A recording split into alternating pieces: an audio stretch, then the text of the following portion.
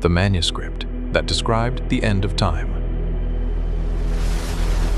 Welcome to the Elysian Codex. When human beings first began to imagine the end of things, they were not being pessimistic. They were being accurate. The awareness of endings is one of the oldest and most consistent features of human cognition. Children develop it somewhere around the age of 4, the moment when the permanence assumption, the comfortable cognitive default that treats all existing things as continuing to exist, first encounters the evidence against it. A flower dies. A grandparent dies. The child's understanding of the world reorganizes itself around the new fact: things end. Everything ends, including, eventually, this. Every civilization that has lasted long enough to develop a tradition of systematic reflection has developed, as one of the first products of that reflection, an account of how it all ends, not when. That was generally beyond the tradition's explicit claims, though, as we will examine, the specificity of those claims is more remarkable than their apparent vagueness suggests. But how? In what manner? Through what process? In what sequence of events the ordered complexity of the existing world will give way to whatever comes after it? The traditions are remarkably diverse in their surface features. The imagery, the theological framework, the emotional register of the ending varies enormously across the cultures that have produced these accounts. The Norse RAGNARÖK is violent and heroic, a battle in which the gods themselves die alongside the universe they inhabit, not without fighting, not without taking their enemies with them. The Hindu PRALAYA is vast and quiet, not a battle, but a dissolution, the universe returning to the undifferentiated potential from which it emerged, which is not death so much as the end of a breath before the next breath begins. The Egyptian accounts speak of the cooling of the divine fire, the withdrawal of Ma'at, the sustaining principle of ordered reality, back into the primordial waters from which it came. The Mayan traditions count time in cycles within cycles, whose largest scale represents not the end of a year or a dynasty, but the exhaustion of the cosmic ordering itself. Different images, different theologies, different emotional colorations, the same physical process. This is what Dr.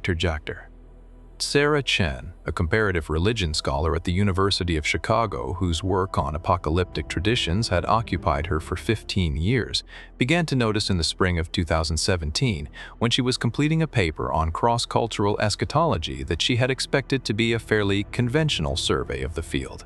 The convergence, she noticed, was not the obvious one. She was already familiar with the structural parallels between end-time traditions, the scholarly literature on universal eschatological themes.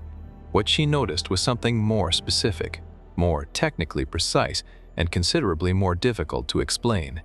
She noticed that when the cosmological descriptions in the end-time accounts of 6 ancient traditions, Egyptian, Sumerian, Hindu, Norse, Mayan, and Zoroastrian, were translated out of their religious and mythological language and into the language of physical processes, they described not merely similar events, but the same event, the same physical process at the same temporal scale, proceeding through the same sequence of intermediate stages. They described, in the language available to each tradition, what modern thermodynamics calls the heat death of the universe, the state of maximum entropy toward which the universe has been moving since its beginning, and toward which it will continue to move for a period of time so vast that human intuition cannot encompass it. The final state. The end. What made this convergence scientifically significant, rather than merely philosophically interesting, was its specificity. The traditions were not merely saying that everything would end. That claim requires no special knowledge. They were describing, with varying degrees of precision but with consistent physical accuracy, the mechanism by which it would end, the gradual exhaustion of ordered energy, the cooling and death of stars, the evaporation of every structure that complexity has built, the return to a state of pure, undifferentiated, maximum entropy stillness from which nothing can emerge, because there is no longer any gradient, any difference, any potential to drive a process forward. Modern physics did not develop this understanding of the universe's final state until the mid-19th century, with the formulation of the second law of thermodynamics and its implications for the long-run fate of physical systems. The traditions Chen was examining were, in their most ancient layers, at least 2,000 years older than that. Several of them, particularly the Hindu cosmological calculations, were working with temporal scales that modern physics has only been able to articulate for the past century, and with a numerical specificity that the tradition could not have derived from anything its historical context would have made available. The paper she had expected to be a conventional survey became something else. Over the 2 years that followed, she followed the evidence with the methodological discipline and the increasing alarm of someone who suspects that what they have found is not going to make their professional life simpler. The alarm was justified. The evidence was not going to resolve into a more comfortable explanation, and was not going to let her stop following it. What follows is the account of what she found in each tradition, what the convergence of the 6 accounts implies about how they came to contain what they contain, and what.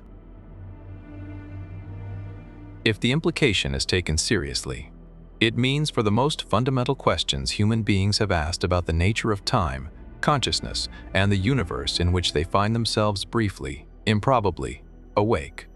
Those questions are the oldest questions. They are also, as it turns out, the last questions.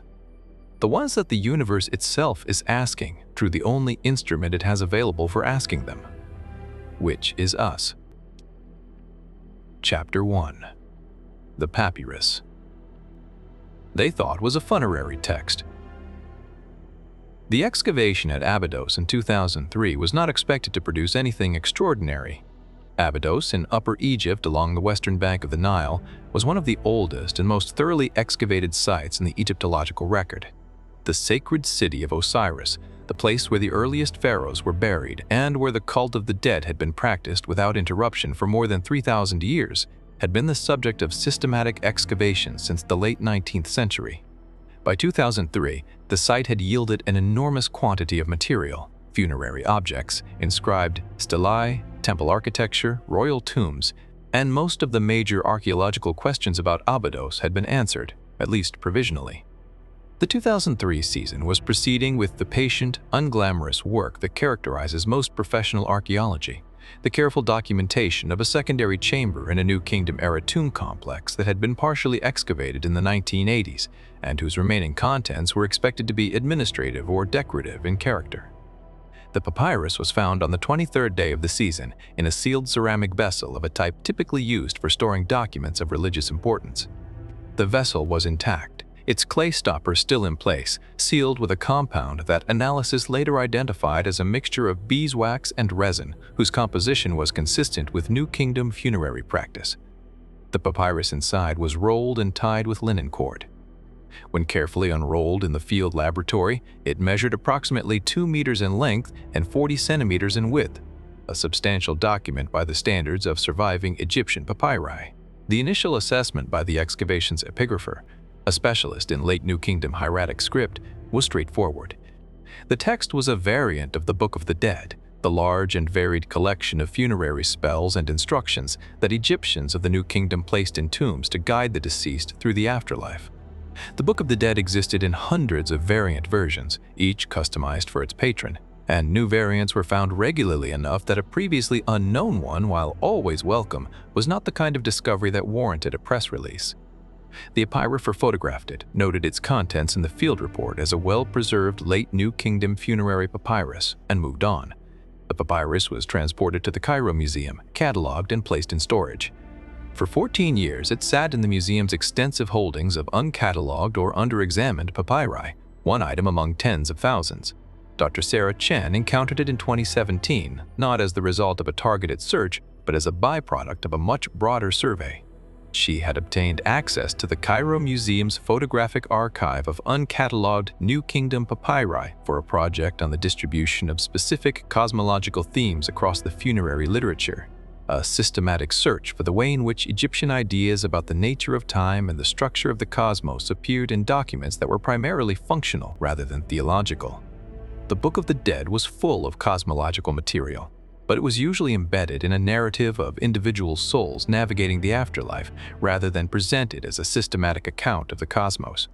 She was looking for the cosmological content that was present in the functional document without being its primary purpose.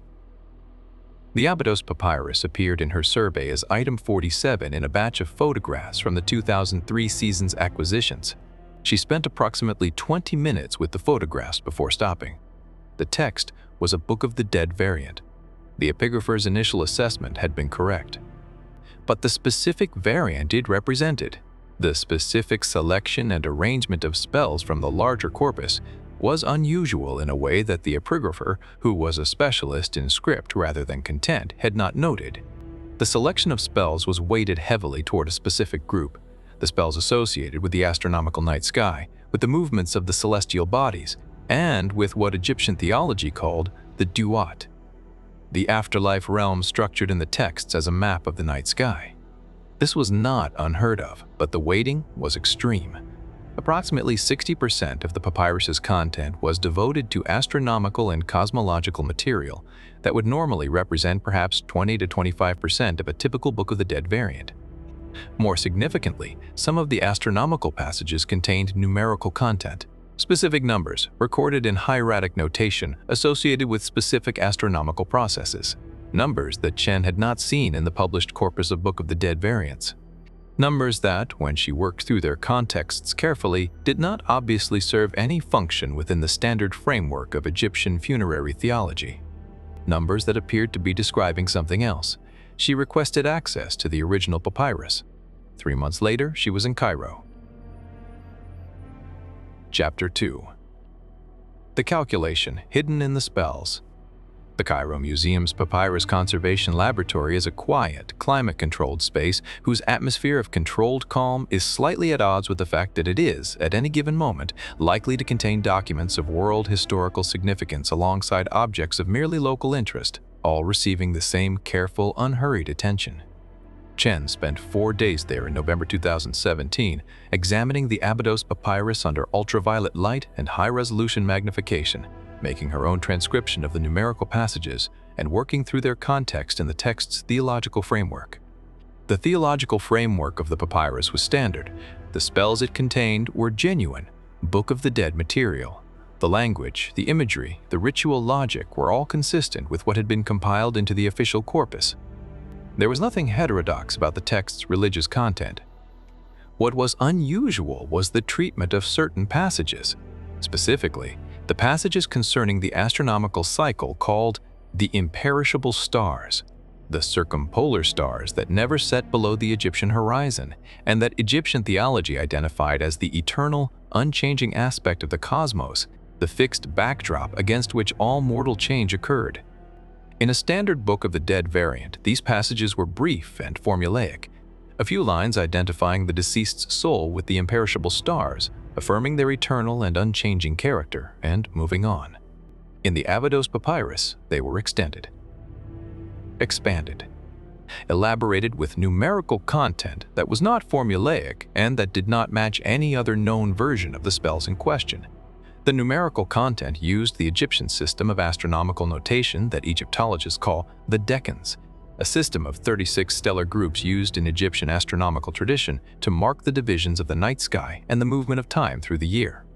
The decans were well documented. Their use in funerary texts was known. What was not known, what Chen had not encountered in the published scholarship, was the use of decan notation to express quantities of time in the range that the Abydos papyrus appeared to be expressing. She spent the better part of 2 days working through the conversion. The Egyptian system of time measurement, like all ancient systems, was not immediately translatable into modern units. But Egyptology had well-established conversion protocols for the standard astronomical periods, the Sothic cycle, the solar year, the lunar month, and by working backward from these known values, Chen was able to establish the conversion factor for the decan-based notation the papyrus was using. What she found stopped her. The numbers in the extended passages of the imperishable stars spells were not describing the duration of the afterlife journey, as she had tentatively hypothesized. They were not describing any period that could be accommodated within the standard framework of Egyptian temporal thinking. The longest meaningful period in Egyptian cosmological thought was the Sothic cycle of approximately 4-1 years, and even multiple Sothic cycles stacked together would not approach the scale of what the Abydos papyrus appeared to be expressing. The numbers were large, very large. Expressed in modern notation, the central figure in the papyrus's numerical content resolved to a quantity in the vicinity of 10 to the power of 40, a 1 followed by 40 zeros. A number so large it is meaningless without context, because human experience provides no referent for a quantity that size. In the context of modern astrophysics, however, this number has a very specific referent. It is the approximate timescale, expressed in years, for the complete evaporation of stellar black holes through the process of Hawking radiation. The endpoint of the process by which the universe's last remaining concentrations of energy will dissipate into diffuse thermal radiation. The point at which the universe will have exhausted every available energy gradient and achieved the maximum entropy state that the second law of thermodynamics describes as the ultimate fate of any closed physical system.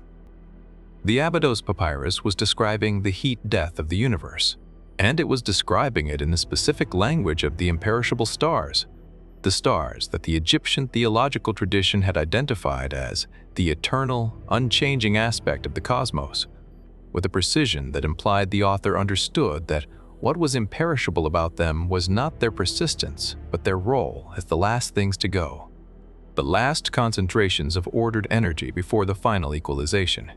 The imperishable stars were not eternal. They were merely last. The Egyptian theological tradition had, at some level, known this, and had hidden the knowledge inside a funerary text, using a notation system that required both knowledge of Egyptian astronomy and knowledge of what modern physics had to say about the long-run fate of black holes to decode. Chen sat with this for a long time before she did anything else. Then she began looking for the next manuscript. Chapter 3. The tablet in the uncatalogued room. The British Museum's collection of cuneiform tablets numbers in the tens of thousands. This figure is not unusual for a major antiquities museum. The institutions of the 19th century, when the great systematic excavations of Mesopotamian sites were conducted, received material in quantities that their cataloging capacity could not absorb. The British Museum has been working through its backlog for over a century and has not finished. The uncatalogued room, which is not literally a single room but rather a distributed set of storage areas spread across several of the museum's research facilities, is a place of quiet fascination for the scholars who gain access to it. Its contents are, by definition, unexamined. The great majority of any given batch of uncatalogued tablets will prove, when examined, to be administrative records, temple receipts, grain inventories, labor accounts, debt records. The Mesopotamian scribal tradition was primarily administrative, and the tablets that survived in the greatest numbers are the ones that were produced in the greatest numbers, which are the administrative ones. But embedded in the administrative material occasionally is something else. Something that ended up in the storage facility of a European institution rather than in the scholarly literature, because no one had yet looked at it closely enough to notice that it was different from what it appeared to be. Dr. Com. Ahmad Khalil was not looking for anything in particular when he found the tablet that eventually became the second element of Chen's convergence analysis. He was a visiting Assyriologist from the University of Baghdad in London on a fellowship that included access to the British Museum's uncatalogued Mesopotamian holdings, working on a project about the distribution of old Babylonian administrative formulas. He was examining tablets from a batch acquired in the 1920s from an excavation at Nippur, one of the most important religious centers of ancient Mesopotamia, the city of Enlil, the supreme god of the Sumerian pantheon, and cataloging their administrative content. The tablet that was different was the 37th he examined that day. He noticed it immediately when he picked it up, not because of anything he could have articulated initially, but because of the quality of the cuneiform incisions. Administrative tablets were produced quickly by scribes working under pressure to document transactions before memory faded. The incisions were rapid and functional. This tablet's incisions were careful, precise in a way that suggested a scribe working slowly, with attention, on material that mattered. It was the difference between a grocery list and a letter to someone important. He set it aside and continued with the administrative batch. That evening, he examined the careful tablet more closely. It was not administrative. The formula patterns that characterized administrative text were absent. What was present was a structure he recognized from his broader training in Sumerian literature as cosmological in character, the kind of careful, elevated language associated with temple hymns and creation narratives, the genre of text that the Sumerians called the Nam-shub, a word that combined the meanings of fate, destiny, and the power of spoken or written word to shape reality. The content of a Nam-shub was typically theological, praise of a deity, description of their powers, narrative of a cosmic event. Khalil's initial reading of this tablet was that it was a hymn to Enlil, appropriate given the Nippur provenance, describing the god's role in the creation and maintenance of the cosmos. This interpretation held for approximately the first third of the tablet's content. Then the hymn shifted registers, and what it shifted into was something that Khalil, with his training in Sumerian language and literature but not in modern physics, recognized as unusual without immediately understanding why. He photographed the tablet carefully. He made his own transcription. He sent a message to 3 colleagues who specialized in Sumerian astronomical texts, and he wrote a long, uncertain email to a comparativist he had met at a conference 2 years earlier, whose work on cross-cultural cosmological traditions had stuck in his memory for reasons he could not fully articulate until he was looking at this tablet and thinking about what it contained. The comparativist was Sarah Chen. She was on a flight to London within the week. Chapter 4. What Akkadian mathematics should not have known. The Nippur tablet, as it came to be called in Chen's working notes, was in Sumerian, the language of the earliest Mesopotamian civilization, already ancient by the time of the Old Babylonian period from which the tablet appeared to date, preserved as a literary and religious language long after it had ceased to be spoken in daily life, in the way that Latin was preserved in European religious and scholarly contexts for millennia after it ceased to be a vernacular tongue. Its use of Sumerian in an Old Babylonian context was itself a signal of importance.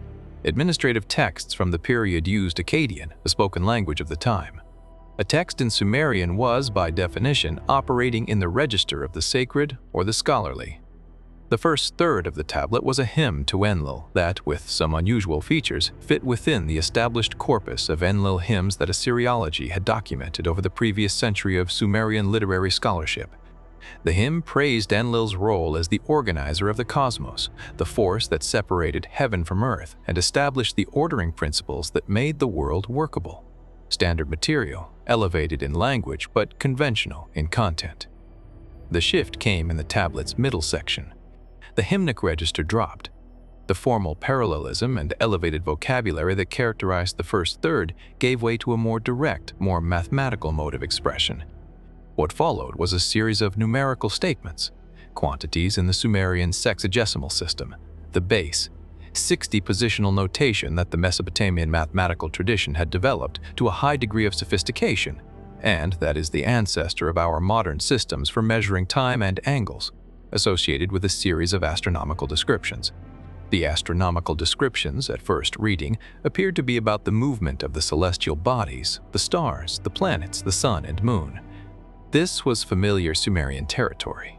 Mesopotamian astronomy was one of the most sophisticated in the ancient world, and the systematic observation of celestial movements that Babylonian astronomers conducted from their ziggurats over centuries produced records of remarkable accuracy. Numerical astronomical content in a Sumerian text was not inherently surprising. What was surprising, what Chen recognized immediately when she looked at Khalil's transcription, was the scale of the numbers. The largest astronomical periods that Babylonian astronomy normally dealt with were the Saros cycle of approximately 18 years, the Metonic cycle of 19 years, and the great planetary conjunctions that recurred on timescales of decades to centuries. The numbers in the Nippur tablet's middle section were not in this range. They were not in the range of any astronomical period that Babylonian astronomy had documented, or that any ancient astronomical system had needed to document for practical purposes. The numbers were, in the Sumerian sexagesimal system, expressed in what Assyriologists call the large place value notation, a system of representing very large quantities by extending the positional notation to as many places as required. The large place value notation could, in principle, represent arbitrarily large numbers. In practice, it was never used for numbers larger than those relevant to the longest astronomical cycles the Babylonian tradition tracked. The Nippur tablet used it to express quantities that had no referent in any practical astronomical calculation. The conversion was painstaking. Chen worked with Khalil and with a mathematician colleague from the University of Chicago over 3 weeks, establishing first the correct interpretation of the notation, and then the modern numerical equivalents of the quantities expressed. The work was complicated by the fact that the tablet's numerical content was associated with physical descriptions that required interpretation. The descriptions were in the register of the cosmological hymn, not of a mathematical treatise, and mapping the physical reference of the hymnic language onto modern physical concepts required sustained interpretive judgment at each step. The central quantity in the tablet's numerical content, when converted to years in the modern system, was approximately 10 to the power of 32, a number roughly 8 orders of magnitude smaller than the Egyptian papyrus's central figure, but in the same range of deep cosmological time that no ancient astronomical tradition had any practical reason to be working with. In modern astrophysics, this timescale is associated with the period over which the protons in ordinary matter are expected to decay, a process called proton decay, whose theoretical prediction is one of the most significant unconfirmed predictions of the standard model of particle physics. If proton decay occurs on the timescale that the most widely accepted theoretical models predict, then after approximately 10 to the 32nd years, all ordinary matter, everything made of protons and neutrons, will have dissolved into radiation and leptons. The universe will have lost the capacity to maintain the kinds of structures, atoms, molecules, stars, planets, that the current epoch of cosmic history takes for granted. The Nippur tablet's central quantity described the timescale of proton decay, a process that was not theoretically predicted until the 20th century, a process that has never been experimentally confirmed, a process whose timescale was expressed with reasonable accuracy in a Sumerian hymn to Enlil, in a mathematical notation that the old Babylonian tradition had available but had no practical astronomical reason to apply at this scale. Enlil, the organizer of the cosmos, the force that separated heaven from earth.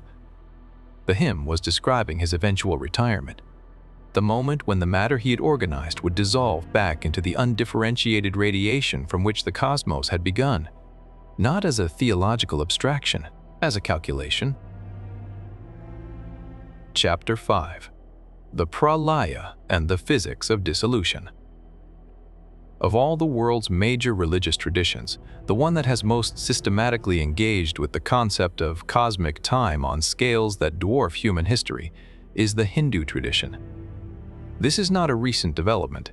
The Hindu cosmological framework, which developed through the Vedic, Upanishadic, and Puranic periods of Indian religious history, and which reached its most systematic expression in the great Puranas of the first millennium of the Common Era, operates with temporal scales that make the timelines of other religious traditions look abbreviated.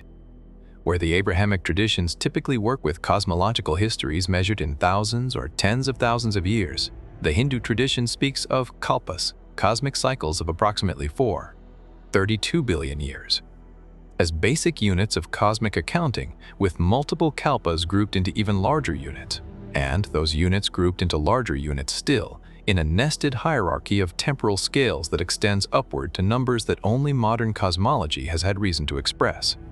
The concept of the PRALAYA, from the Sanskrit roots meaning dissolution or absorption, refers to the process by which a cosmic cycle ends.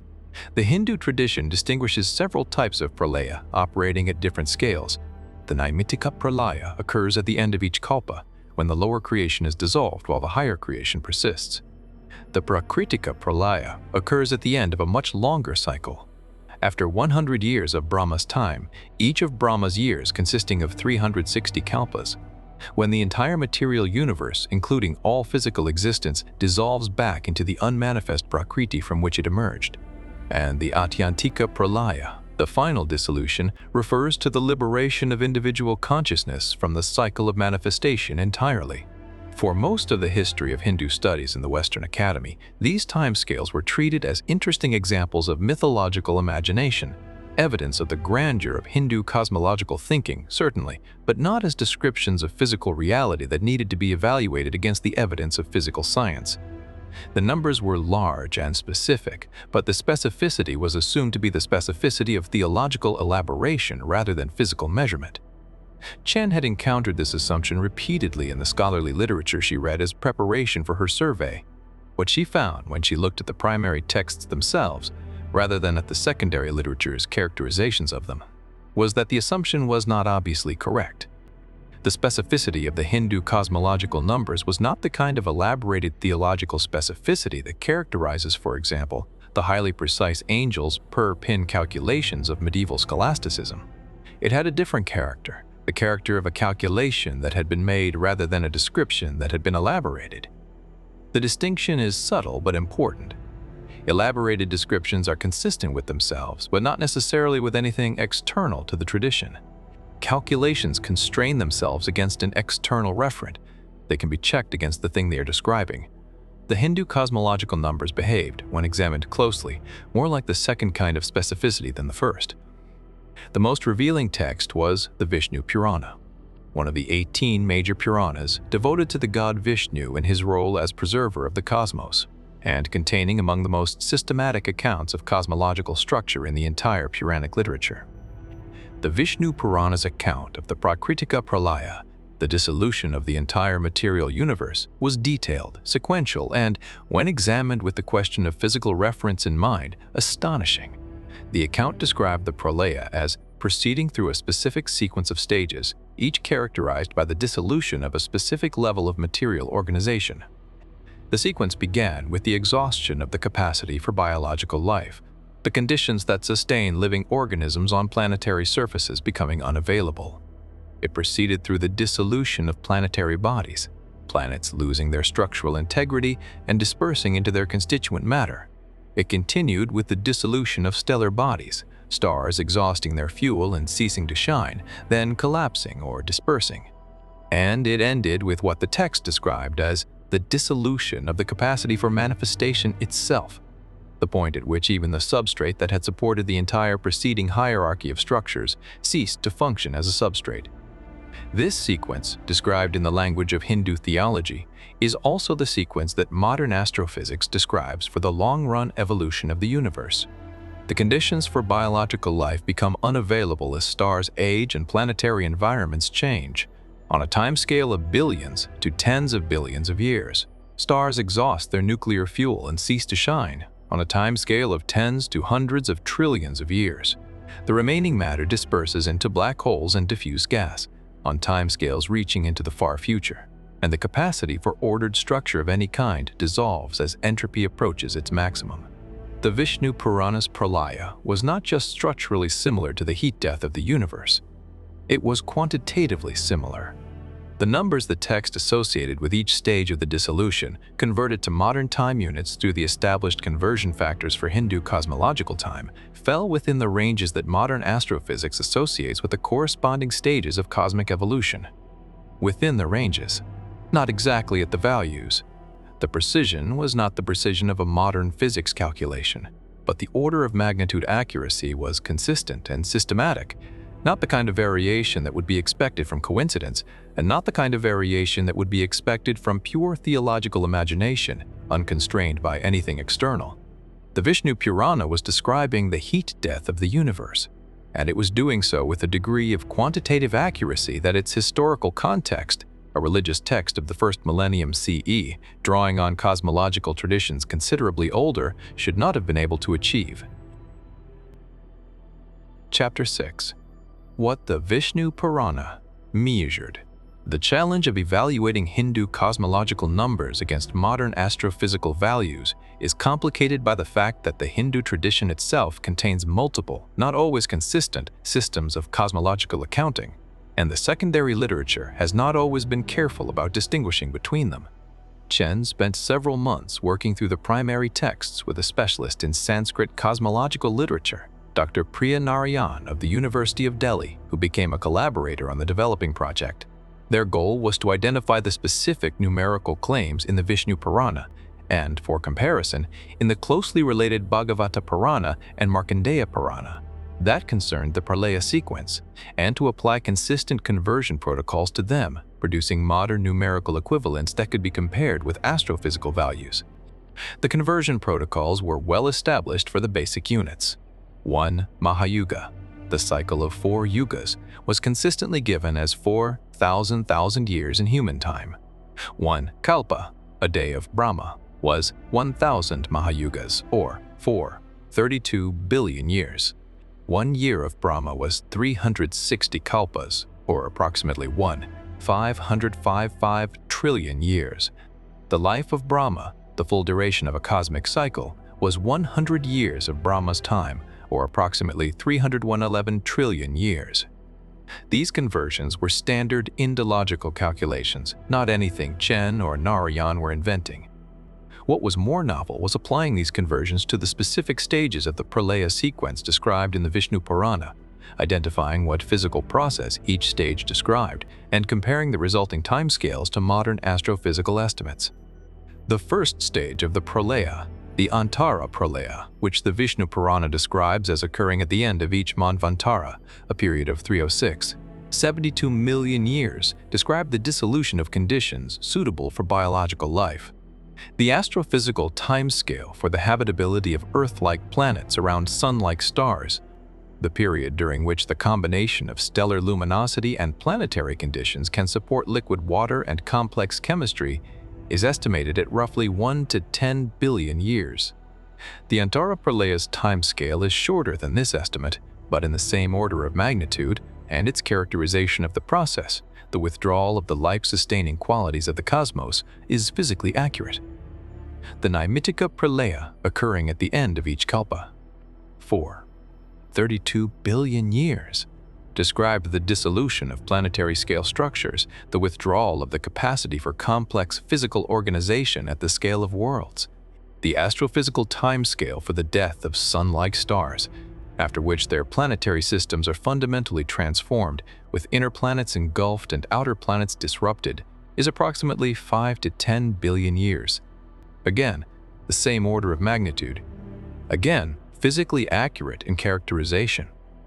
The Prakritika Pralaya, at the end of Brahma's life, approximately 311 trillion years, was the stage that the VISHNU Purana described in the most detail, and was the stage that produced the most significant comparison with modern astrophysics. 311 trillion years is approximately 20 times the current age of the universe. At that timescale, the last stars, the lowest mass red dwarf stars, which burn their fuel so slowly that they can sustain nuclear fusion for trillions of years, would have exhausted their fuel and ceased to shine. The universe would be dark. The Vishnu Purana's description of the Prakritika Pralaya was a description of the darkness after the last stars had died. And the Atyantika Pralaya, the final dissolution, the absorption of individual consciousness into the unmanifest, was described in terms that, when translated out of theological vocabulary, sounded remarkably like the evaporation of the last black holes, the concentrated points of gravity that survive in the post-stellar universe, the stellar remnants, the galactic cores, dissolving gradually over timescales that dwarf even the stellar epoch, until no concentration of energy remained anywhere in the universe, and the cosmos was left in a state of perfect, undifferentiated thermal equilibrium. Perfect thermal equilibrium, maximum entropy. The heat death. The Vishnu Purana had described it in 4 stages, with associated timescales in order. The timescales were not exactly the values that modern astrophysics calculates, but they were in the right ranges, in the right order, associated with the right physical processes, expressed in a tradition whose historical context gave it no access to the thermodynamic reasoning that would have been required to derive them. Narayan, when they had completed the comparison, said nothing for a long time. Then she said, "This cannot be coincidence." Chen had reached the same conclusion. The Egyptian papyrus could conceivably be coincidence. The Nippur tablet could conceivably be coincidence. The Vishnu Purana's Pralaya sequence, with its 4 physically accurate stages at physically accurate timescales, was a coincidence too far. She began the search for the Norse material with a conviction she had not had at the beginning of the project, that she was going to find what she was looking for. Chapter 7. RAGNARÖK. As cosmology, the Norse myth of RAGNARÖK is among the most dramatic end-of-world narratives in any human tradition. The word itself, from the Old Norse RAGNARÖK, meaning fate or doom of the gods, combines the mythological and the cosmological in a way characteristic of the Norse tradition. The end of the world is not a separate event from the end of the divine order that sustains it. The gods die with the universe, and the universe ends with the gods, because in the Norse theological framework, these are not two separate things but one. The primary source for RAGNARÖK is the Völuspá, the SEERESS' prophecy, preserved in two medieval manuscripts, the Codex Regius and the Hauksbok, and representing one of the finest and most challenging poems in the Old Norse poetic tradition. The poem is structured as a prophecy. The vulva, or SEERESS, speaks directly to Odin, recounting her knowledge of the universe's history from its creation to its end, including the catastrophic sequence of events that will constitute Ragnarök and a brief vision of what comes after. The imagery of Ragnarök is well known. Fenrir the great wolf breaks his bonds and swallows the sun. The Midgard serpent rises from the ocean. The ship Naglfar, made from the fingernails of the dead, sails in the flood. The gods and the monsters fight on the plain of Vigrithr. Odin is swallowed by Fenrir. Thor kills the Midgard serpent and then falls dead from its venom. Surtur the fire giant sweeps fire across the earth. The stars vanish from the sky. The earth sinks into the sea. This imagery has been analyzed from every angle that comparative mythology, literary criticism, and religious studies can bring to bear on it. It has been read as a reflection of the harsh realities of Norse warrior culture, as a cosmological myth structurally parallel to creation myths across many traditions, as a psychological drama about the nature of fate and the inevitability of endings, as a historical memory of natural disasters. What it has not typically been read as, what Chen was now reading it as, was a physically accurate description of the long-run evolution of the universe. The reading required translation of the mythological imagery into physical reference, a process that was necessarily interpretive and that Chen approached with caution, aware that motivated reading could find almost anything in mythological imagery if one looked hard enough. The test she applied was internal consistency. Did the physical interpretation produce a coherent narrative in which each element referred to a real physical process and the sequence of elements followed the actual sequence of astrophysical events? Or did it require picking and choosing, reinterpreting some elements and ignoring others? The answer was that the physical interpretation was internally consistent in a way that it had no business being. Fenrir swallowing the sun, the death of sun-like stars, their fuel exhausted, their light going out, not sudden, not dramatic, but final. The sun that has been the fixed center of the daytime sky simply no longer being there.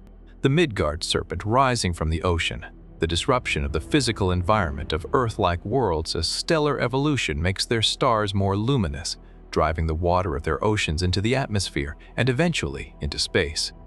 The ocean rising, vaporizing, as the star that the ocean exists in relation to becomes incompatible with the ocean's existence. The stars vanishing from the sky, not immediately at Ragnarök's onset, but progressively as the sequence of events plays out. The stars not going out all at once, but one by one, in the order determined by their mass and fuel reserves, over timescales that the mythological narrative compresses into the duration of a battle, but that the physical reality extends across trillions of years. Surtur, sweeping fire across the earth, the expansion of sun-like stars into red giants before their death. The period when the dying star balloons to many times its original size, engulfing the inner planets of its system in a wave of thermal energy. Fire from the south, where Surtur in the Norse mythology originates, sweeping across everything. The earth sinking into the sea, the dispersion of planetary material after its star's death. Solid worlds gradually losing their structural integrity, their material spreading into space, the sharp distinction between solid surface and empty space dissolving. Each element of the Ragnarök sequence mapped onto a real astrophysical process. The sequence of the elements followed the actual sequence in which those processes occur. And the sequence was not one that a Norse poet working in pre-medieval Scandinavia had any empirical or theoretical access to. Chapter 8. The Seeress, who described the death of stars. The Völuspá is not an easy poem. It is compressed in the way that oral poetry working within a strict metrical tradition tends to be compressed. Meaning is packed into each line with a density that requires unpacking, and the unpacking requires both philological precision and familiarity with the broader body of Norse mythological tradition that the poem assumes its audience has internalized. Chen's engagement with it required a collaboration she had not initially planned on. She had studied Old Norse as part of her training in comparative religion, but not to the level of the poem's demands. She needed a specialist in Old Norse poetry and cosmology, someone who could work through the philological questions that the physical interpretation raised, and who could help her assess whether the interpretations she was developing were linguistically defensible, or whether they were forcing the text beyond what its language could bear. She found that specialist in Professor Erik Magnusson of the University of Iceland, whose work on the Voluspa's cosmological content had made him one of the leading authorities on the poem in the Scandinavian scholarly community. Magnusson was, Chen had been warned, skeptical of reductive interpretations of Norse mythology. He had spent a career pushing back against what he called the search for hidden scientific knowledge in ancient myths, a genre of popular scholarship he considered more creative than rigorous. She approached him carefully, making it clear that she was not proposing that the Norse poets were proto-scientists, but that she was examining a pattern of cross-cultural correspondences that she needed expert help to evaluate properly. He agreed to a conversation. The conversation lasted 4 hours. At the end of it, he agreed to a collaboration.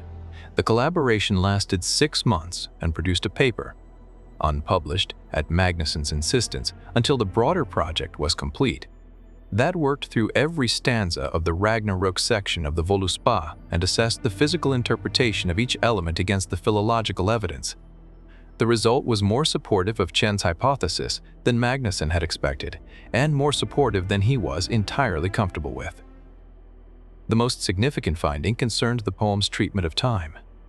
The Voluspa's narrative of Ragnarök was structured, Magnusson pointed out, not as a single event but as a process, a series of harbingers, warning signs, preliminary events that preceded the final catastrophe. The section known as Fimbulwinter, the 3-year winter that precedes Ragnarök, was described in terms that Magnusson identified as unusual in the context of Norse mythology. The Fimbulwinter was not a regular winter made larger. It was described in terms suggesting the absence of the normal mechanism that produced the alternation of seasons. The sun's role in warming the earth was described as diminished, as reduced, as fundamentally changed in a way that made the ordinary cycle of seasons impossible. The astrophysical referent for this description was the late stages of a star's main sequence evolution, when its luminosity increases, but its reliability as a consistent heat source decreases. The period, billions of years into a star's life, when its behavior becomes less regular, its output more variable, the conditions for stable planetary climates it had maintained for most of its life beginning to break down. The Fimbulwinter was not 3 cold years. It was billions of years of increasing stellar instability, compressed into the mythological time of 3 human winters. The compression of timescale was, Magnusson noted, unavoidable in a poetic tradition designed to be memorized and transmitted by human beings working in human time. You could not tell a story that lasted 10 trillion years. You could describe the events of 10 trillion years and compress them into the duration of a story that a human being could hear in an evening and remember. The compression was the point. The compression was how oral tradition preserved knowledge of processes occurring on timescales incommensurable with human experience. This insight that the mythological compression of astronomical timescales was not an error or an imprecision, but a deliberate technique for making incommensurable information transmissible, was one of the most significant products of the collaboration with Magnusson, and it shaped how Chen approached the remaining traditions in her survey. The Voluspa also contained in its brief section describing what came after Ragnarök, a passage that had been translated and interpreted in widely varying ways by scholars across the past 2 centuries. The passage described a new earth rising from the sea after the old earth had sunk into it. Green and growing, unsown fields bearing grain, the surviving gods meeting on the plain of Edavolur. This passage had been read as a straightforward expression of the Norse tradition's cyclical view of cosmic time, death, and rebirth, the old world destroyed and a new world emerging to replace it. Chen read it differently. The new earth rising from the sea was not a new cosmos emerging ex nihilo. It was a description of the thermal fluctuations that quantum mechanics predicts will eventually occur in a universe at maximum entropy. The extraordinarily improbable but not impossible spontaneous organization of matter from the undifferentiated thermal background that the fully entropic universe will eventually consist of. A Boltzmann brain. a pocket of order in the ocean of disorder, green and growing, briefly, against the black. The seeress of the Voluspa had seen, in her vision, not just the end, but the statistical aftermath. What comes after maximum entropy if you wait long enough. Chapter 9. The Dresden Codex's Final Pages. The Dresden Codex is one of 4 surviving Maya codices, screenfold books made from fig tree bark paper, covered with stucco, and inscribed with astronomical tables, ritual calendars, and divinatory almanacs. It is named for the city where it has been held since the 18th century, when it was acquired by the Royal Library of Dresden from a private collection in Vienna, whose owner had obtained it through channels that were never fully documented. Its pre-Columbian provenance is Yucatan. Its date is disputed but generally placed in the 13th or 14th century CE, though the astronomical tables it contains are considerably older, derived from observations that may extend back to the first millennium BCE. The Dresden Codex is the most astronomically sophisticated of the surviving Maya codices. It contains detailed tables for the cycles of Venus, whose synodic period the Maya calculated to extraordinary precision, tables for lunar eclipses that allowed the prediction of eclipse possibilities decades in advance, and a section on the movements of Mars whose accuracy has impressed modern astronomers. The astronomical sophistication of the Dresden Codex is not in dispute. It is one of the most frequently cited pieces of evidence for the advanced astronomical knowledge of the Maya civilization. What is disputed? What has been disputed since the Codex was first partially deciphered in the mid-19th century is the meaning and purpose of its final pages. The last section of the Dresden Codex, covering pages 74 through 76, is damaged and partially illegible.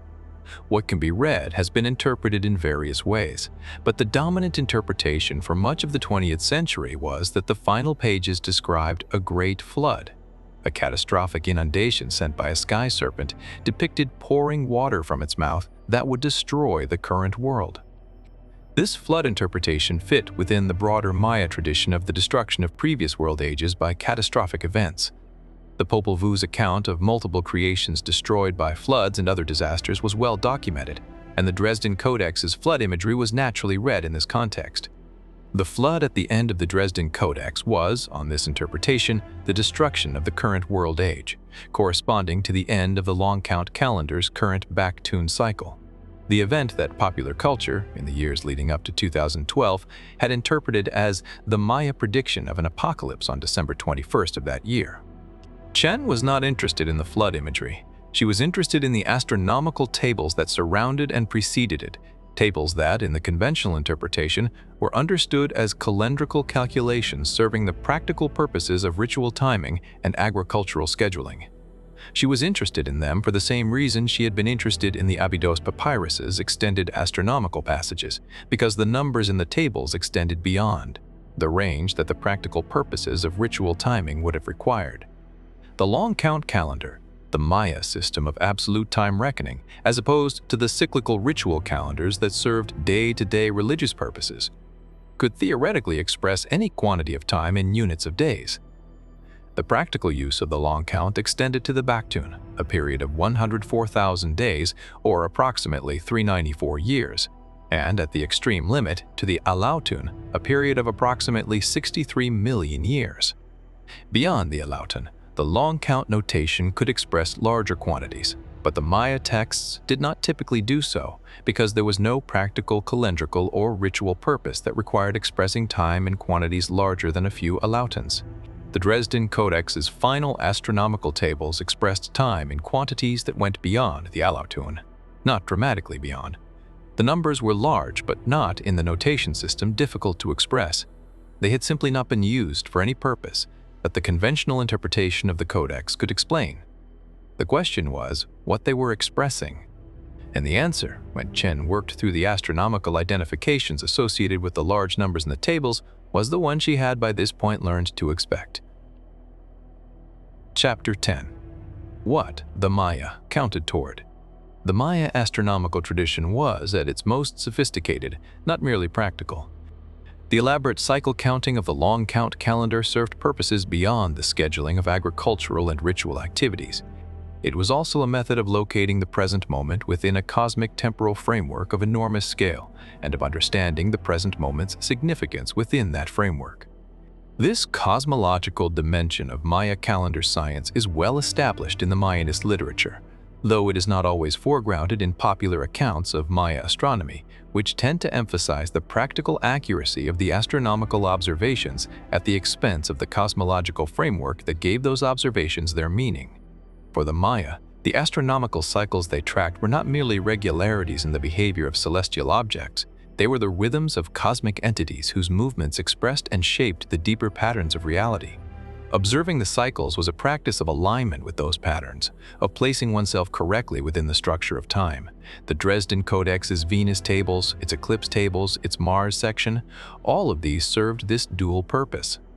They were accurate astronomical predictions, and they were also expressions of the cosmic structure that the astronomical regularities reflected. The two dimensions were not separate. The accuracy was part of the cosmological significance, not incidental to it. When Chen examined the large number astronomical tables in the Dresden Codex's final pages with this dual purpose in mind, the picture that emerged was different from the conventional flood interpretation. The astronomical identifications associated with the large numbers were not the sky serpent of the flood imagery. They were stellar. Specifically, they were associated with the groups of stars that the Maya astronomical tradition identified with the processes of stellar death and renewal, the dark rift in the Milky Way, which the Maya tradition associated with dissolution and transformation, the position of the galactic center, associated with both creation and ending, and a specific configuration of stars that the Maya tradition called the Black Road, the path into the dark. The large number tables, on this reading, were not counting toward the end of a calendar cycle. They were counting toward the end of the stellar epoch, the period, trillions of years in the future, when the last stars would exhaust their fuel and the universe would go dark. The final pages of the Dresden Codex were not predicting a flood that would end the current world age. They were describing the darkness that would follow the death of the last star. The precision with which the table's large numbers corresponded to modern estimates of stellar lifetimes was, as with the other traditions Chen had examined, not exact, but order of magnitude accurate. The Maya were working with an astronomical tradition that gave them extraordinary precision for the practical timescales of astronomy, for the Venus cycle, the eclipse cycle, the synodic periods of the visible planets. They were applying that tradition's notational system to timescales for which the tradition had no empirical data, and the numbers they were using for those timescales were in the right range. The most significant feature of the Dresden Codex's treatment of stellar death was its sequencing. The large number tables appeared to track not a single event but a process, a multi-stage progression through different types of stellar extinction, from the most massive and short-lived stars to the least massive and most long-lived. This sequence corresponded, with reasonable accuracy, to the actual sequence in which stars of different masses exhaust their fuel and die. The most massive stars, which burn brightest and live shortest, were represented early in the sequence, associated with the smallest of the large numbers. The least massive stars, the red dwarfs that can sustain nuclear fusion for trillions of years, were represented at the end of the sequence, associated with the largest numbers. The Maya had not merely described the death of stars. They had described the order in which stars of different types would die. They had produced, in an astronomical codex, something functionally equivalent to a stellar evolution model, expressed in the language of their cosmological tradition and covering timescales for which no empirical observation was possible. This was the point at which Chen's project shifted from a survey to an investigation. She had 4 convergences: Egyptian, Sumerian, Hindu, Norse, and now Maya.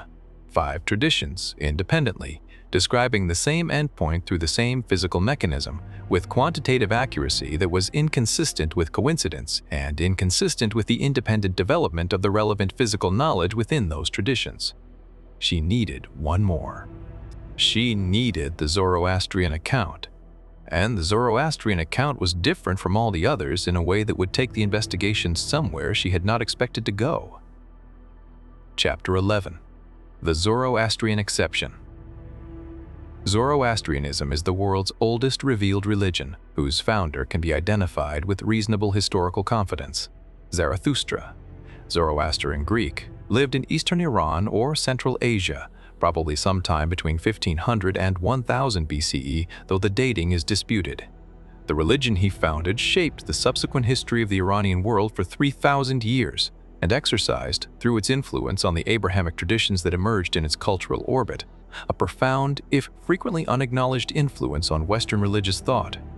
The Zoroastrian cosmological framework is structured around a fundamental dualism: the opposition between Ahura Mazda, the wise lord, the principle of truth, order, and life, and Angra Mainyu, the hostile spirit, the principle of lies, chaos, and death. The entire history of the cosmos is, in the Zoroastrian framework, the history of this conflict, a conflict that unfolds through 4 cosmic periods of 3,000 years each, culminating in the FRASHOKERETI, the renovation or making, wonderful, in which Ahura Mazda defeats Angra Mainyu and the cosmos is restored to its original perfect state. The primary source for Zoroastrian cosmology is the Bunda-Hishna, from the Middle Persian meaning primal creation, a text that exists in 2 versions, the Greater Bunda-Hishna and the Indian Bunda-Hishna, both dating in their surviving form to the 9th century CE but drawing on Avestan material of much greater antiquity. The Bunda-Hishna contains the most systematic account in the Zoroastrian tradition of both the creation of the cosmos and its ultimate fate, and it is the Bunda-Hishna's account of the FRASHOKERETI that makes the Zoroastrian tradition unique among the 6 that Chen examined. The uniqueness consists in this: every other tradition in Chen's survey described the end of the universe as an ending. The Hindu PRALAYA dissolved the cosmos back into undifferentiated potential. RAGNARÖK destroyed gods and cosmos together. The Egyptian cooling extinguished the divine fire. The Mayan stellar extinction left the universe dark. The Sumerian proton decay dissolved matter into radiation. All of these were descriptions of the universe arriving at a final state from which there was, within each tradition's framework, no further development. The Zoroastrian FRASHOKERETI was not an ending, it was a transformation. The corruption of Angra Mainyu, the lie, the chaos, the entropy, would be removed from the cosmos, and the cosmos would be restored to its original perfected state. The dead would be resurrected, matter would be purified. The cosmos would become, in the Bunda-Hishna's language, incorruptible and immortal. This was, on the surface, the most theological and least physical of the 6 accounts. The restoration of the cosmos to perfection through the defeat of a personified evil principle sounded like theology, not thermodynamics. Chen almost did not include the Zoroastrian tradition in her survey, on the grounds that its account of the cosmic end was too different in character from the other 5 to be usefully compared. She included it because a colleague insisted she did, and the colleague was right. What the Bunda-Hishna described, when translated out of its theological vocabulary into physical terms, was not a theological exception to the thermodynamic pattern. It was a description of the only physical process that modern physics has proposed as a way out of the heat death, a way out whose theoretical basis was not developed until the 20th century and whose possibility remains speculative. The Zoroastrian exception was not an exception at all. It was the most remarkable part of the convergence. Chapter 12. FRASHOKERETI and what comes after. The Bunda-Hishna's account of the FRASHOKERETI is detailed in ways that are unusual for descriptions of cosmic eschatology. Most end-of-the-world narratives focus on the drama of the ending, the catastrophe, the conflict, the dissolution. The Bunda-Hishna is more interested in the mechanics of what comes after. It describes, in some specificity, the process by which the renovated cosmos will differ from the corrupted one, the properties that the purified world will have, the fate of matter and consciousness in the transformed universe. The key property of the FRASHOKERETI cosmos, emphasized repeatedly in the Bunda-Hishna's account, is incorruptibility. The renovated world will not be subject to dissolution. It will not age, will not decay, will not run down. The process that the Zoroastrian tradition personified as Angra Mainyu, the hostile principle that corrupted the original perfect creation, will have been permanently removed, leaving a cosmos that maintains its ordered state without the constant struggle against dissolution that characterizes the current cosmic era. In thermodynamic language, the renovated cosmos will be one in which entropy does not increase, a cosmos that is not subject to the second law of thermodynamics. This sounds physically impossible. And it is physically impossible within the framework of current physics, for any closed physical system in which the usual laws of thermodynamics apply. The second law is not a preference or a tendency. It is, within our current physical framework, a constraint on what kinds of futures any physical system can have. A cosmos that does not experience increasing entropy is a cosmos that violates the second law. The reason the Zoroastrian exception is significant is that modern physics has identified one speculative mechanism by which the second law might not apply to the universe's final state, not because entropy stops increasing, but because the universe crosses a phase transition into a fundamentally different physical regime in which the concepts of entropy and thermodynamic equilibrium cease to apply in their usual form. The mechanism is the cosmological constant, the energy of empty space, which drives the accelerating expansion of the universe and which, if current measurements are correct, will eventually dominate all other forms of energy in the cosmos. In the extremely far future, after all matter has decayed, after all black holes have evaporated, after the universe has achieved maximum entropy in the usual sense, the cosmological constant's energy will be the only energy that remains. And a universe dominated entirely by the cosmological constant is not a universe in thermodynamic equilibrium. It is a universe undergoing de situ expansion, an exponential expansion driven by the energy of empty space itself, with no matter or radiation to complicate the picture. In a de situ universe, quantum fluctuations, the inherent quantum uncertainty in the energy of empty space, can, in principle, spontaneously produce pockets of ordered structure. The probability of any given fluctuation is extraordinarily small. But in an infinite de situ future, every sufficiently improbable fluctuation will occur. The fluctuations will not be constrained by the second law in the usual way, because the de situ phase is not an equilibrium state in the usual thermodynamic sense. It is a different physical regime with different rules. The Bundahishna's description of the FRASHOKERETI, the renovation of the cosmos into an incorruptible state, was a description of the transition from the thermodynamic phase of the universe's history to the de situ phase. The removal of Angra Mainyu, the hostile principle of dissolution, was the removal of the ordinary matter and radiation that the second law governs, their decay and evaporation opening the way for a de situ future in which the usual thermodynamic constraints no longer apply. The renovated, incorruptible cosmos was the de situ cosmos, not a return to the beginning, but a transition into a fundamentally different physical regime that the tradition characterized, accurately if theologically, as the defeat of corruption. What the Bundahishna described was not a miraculous reversal of physics. It was a phase transition in the fundamental character of the universe's physical situation, a transition that modern cosmology has identified as a genuine feature of the universe's long-run future, whose implications are not yet fully understood, and whose occurrence will produce a cosmos that behaves in ways qualitatively different from the cosmos we currently inhabit. The Zoroastrian tradition had not merely described the heat death, it had described the heat death and what comes after it. This was the exception that was not an exception. This was the account that knew more than the others. Chapter 13. The Translation Problem. Between January and September of 2019, Chen sat with 6 sets of evidence and one methodological problem that she could not resolve to her own satisfaction. The evidence was compelling, she was certain of this. The 6 traditions, Egyptian, Sumerian, Hindu, Norse, Maya, Zoroastrian, each independently described a physical process that matched, in its essential features and with varying degrees of quantitative accuracy, the thermodynamic evolution of the universe toward maximum entropy and beyond. The correspondences were not vague or interpretable in multiple directions.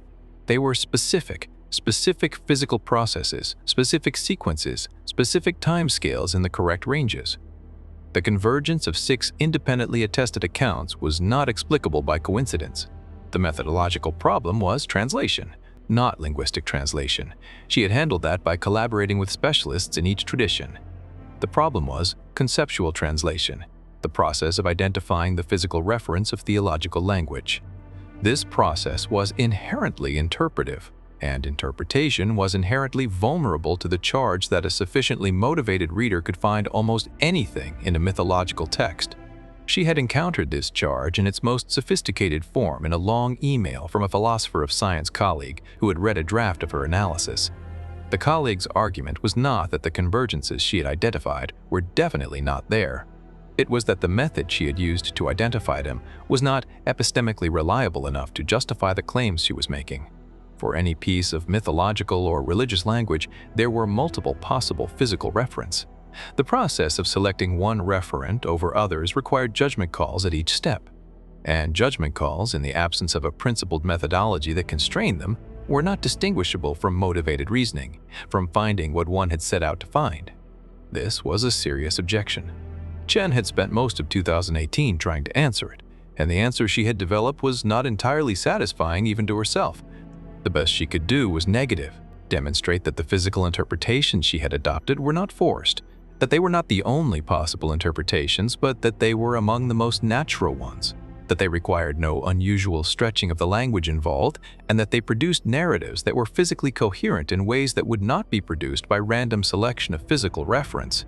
She could also point to the convergence itself as a constraint. If she were engaged in motivated reasoning, selecting physical reference to support a predetermined conclusion, the convergence would be produced by her selection process, not by the texts. But the convergence was systematic in a way that her selection process did not obviously generate. The 6 traditions did not all describe the same physical event at the same level of detail or from the same temporal perspective. The Egyptian and Sumerian accounts focused on specific physical transitions, the death of black holes, the decay of protons, at specific timescales. The Hindu account provided a full sequential account of the multi-stage process. The Norse account addressed the stellar epoch. The Maya account traced the sequence of stellar extinction types. The Zoroastrian account described the phase transition beyond the heat death. Each account was partial, and the partialness was different. Together they assembled into something complete.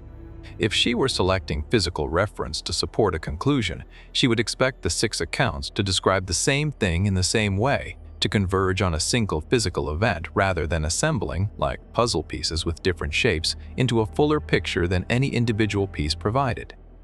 The fact that the convergence was complementary rather than redundant was the strongest evidence that the interpretations were tracking something in the texts rather than projecting something onto them. This argument convinced Magnuson, whom she had expected to be the most skeptical of her collaborators. It partially convinced the philosopher of science colleague, who moved from active opposition to a position of cautious willingness to see where the project went. It did not fully convince Chen herself. She published nothing in 2019. She continued to verify. She built the case piece by piece against the most demanding standards she could apply to her own work. And she worked through the implications of what the convergence meant if it was real. Because the implications were not small. They were, in fact, among the largest implications that any discovery in the history of scholarship had ever carried. The implications depended on one's answer to a prior question: how did 6 unconnected ancient traditions come to describe the same physical reality? There were 3 possible answers. Each answer had a different set of implications. And the evidence, she concluded, could not definitively distinguish between them. She published the paper in 2020. The response was not what she had expected. Chapter 14. When all 6 are placed together. The paper was titled Thermodynamic Eschatology, a cross-cultural analysis of end-time narratives and their correspondence to modern astrophysical predictions. It appeared in the Journal of the American Academy of Religion, a peer-reviewed publication whose readership was scholarly rather than popular. It ran to 63 pages, including a 20-page methodological appendix addressing the translation problem in detail. Chen had expected it to be read primarily by specialists in comparative religion and to generate the kind of measured scholarly discussion that specialized papers in the field typically generated. The paper was downloaded 11,000 times in its first week. This was not a number that papers in the Journal of the American Academy of Religion typically achieved. The response divided along predictable lines. Religious scholars found it theologically suggestive and methodologically controversial. Scientists found it scientifically interesting and methodologically controversial. Popular media found it sensational and covered it as such, which produced a wave of attention that the scholarly community found uncomfortable. The methodological controversy was real and serious, and the peer responses in the subsequent issues of the journal engaged with it substantively. The popular coverage was real and somewhat overwhelming, and it produced a volume of correspondence from religious practitioners of every tradition represented in the paper, from physics enthusiasts, from scholars in adjacent fields, and from a considerable number of people who had no particular expertise but had strong feelings, that occupied Chen's email inbox for months. The response that mattered most came from a physicist.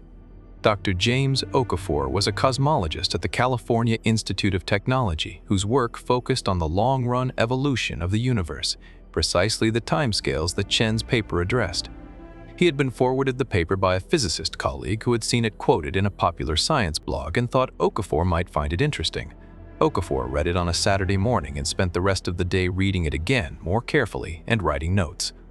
He contacted Chen the following Monday. His email was long, technically detailed, and, he noted at its outset, written in a state of considerable agitation. He had several criticisms of the paper's methodology. He was a physicist, not a comparative religion scholar, and the conceptual translation process she had used was not, in his assessment, constrained by the kind of formal precision that physical analysis required. He had also spent Sunday looking up the specific numerical values she had reported for the Hindu and Mayan cases, and he had found them more accurate than her paper had claimed. The conversion protocol she had used had, in his assessment, introduced unnecessary rounding errors. The raw numbers from the primary texts, converted without the rounding, were closer to the modern astrophysical values than the paper had stated. He wanted to meet. The meeting that resulted, in Pasadena in November 2020, was the beginning of a collaboration that would occupy Chen and Okafor for the next 3 years. Its first product was a joint paper in which Okafor redid the quantitative analysis of the Hindu and Mayan cosmological numbers using the formal precision standards of physics, and found that the accuracy of the correspondence was significantly better than Chen's original analysis had shown. The conversion errors she had made had introduced noise into the comparison. Without the noise, the signal was cleaner.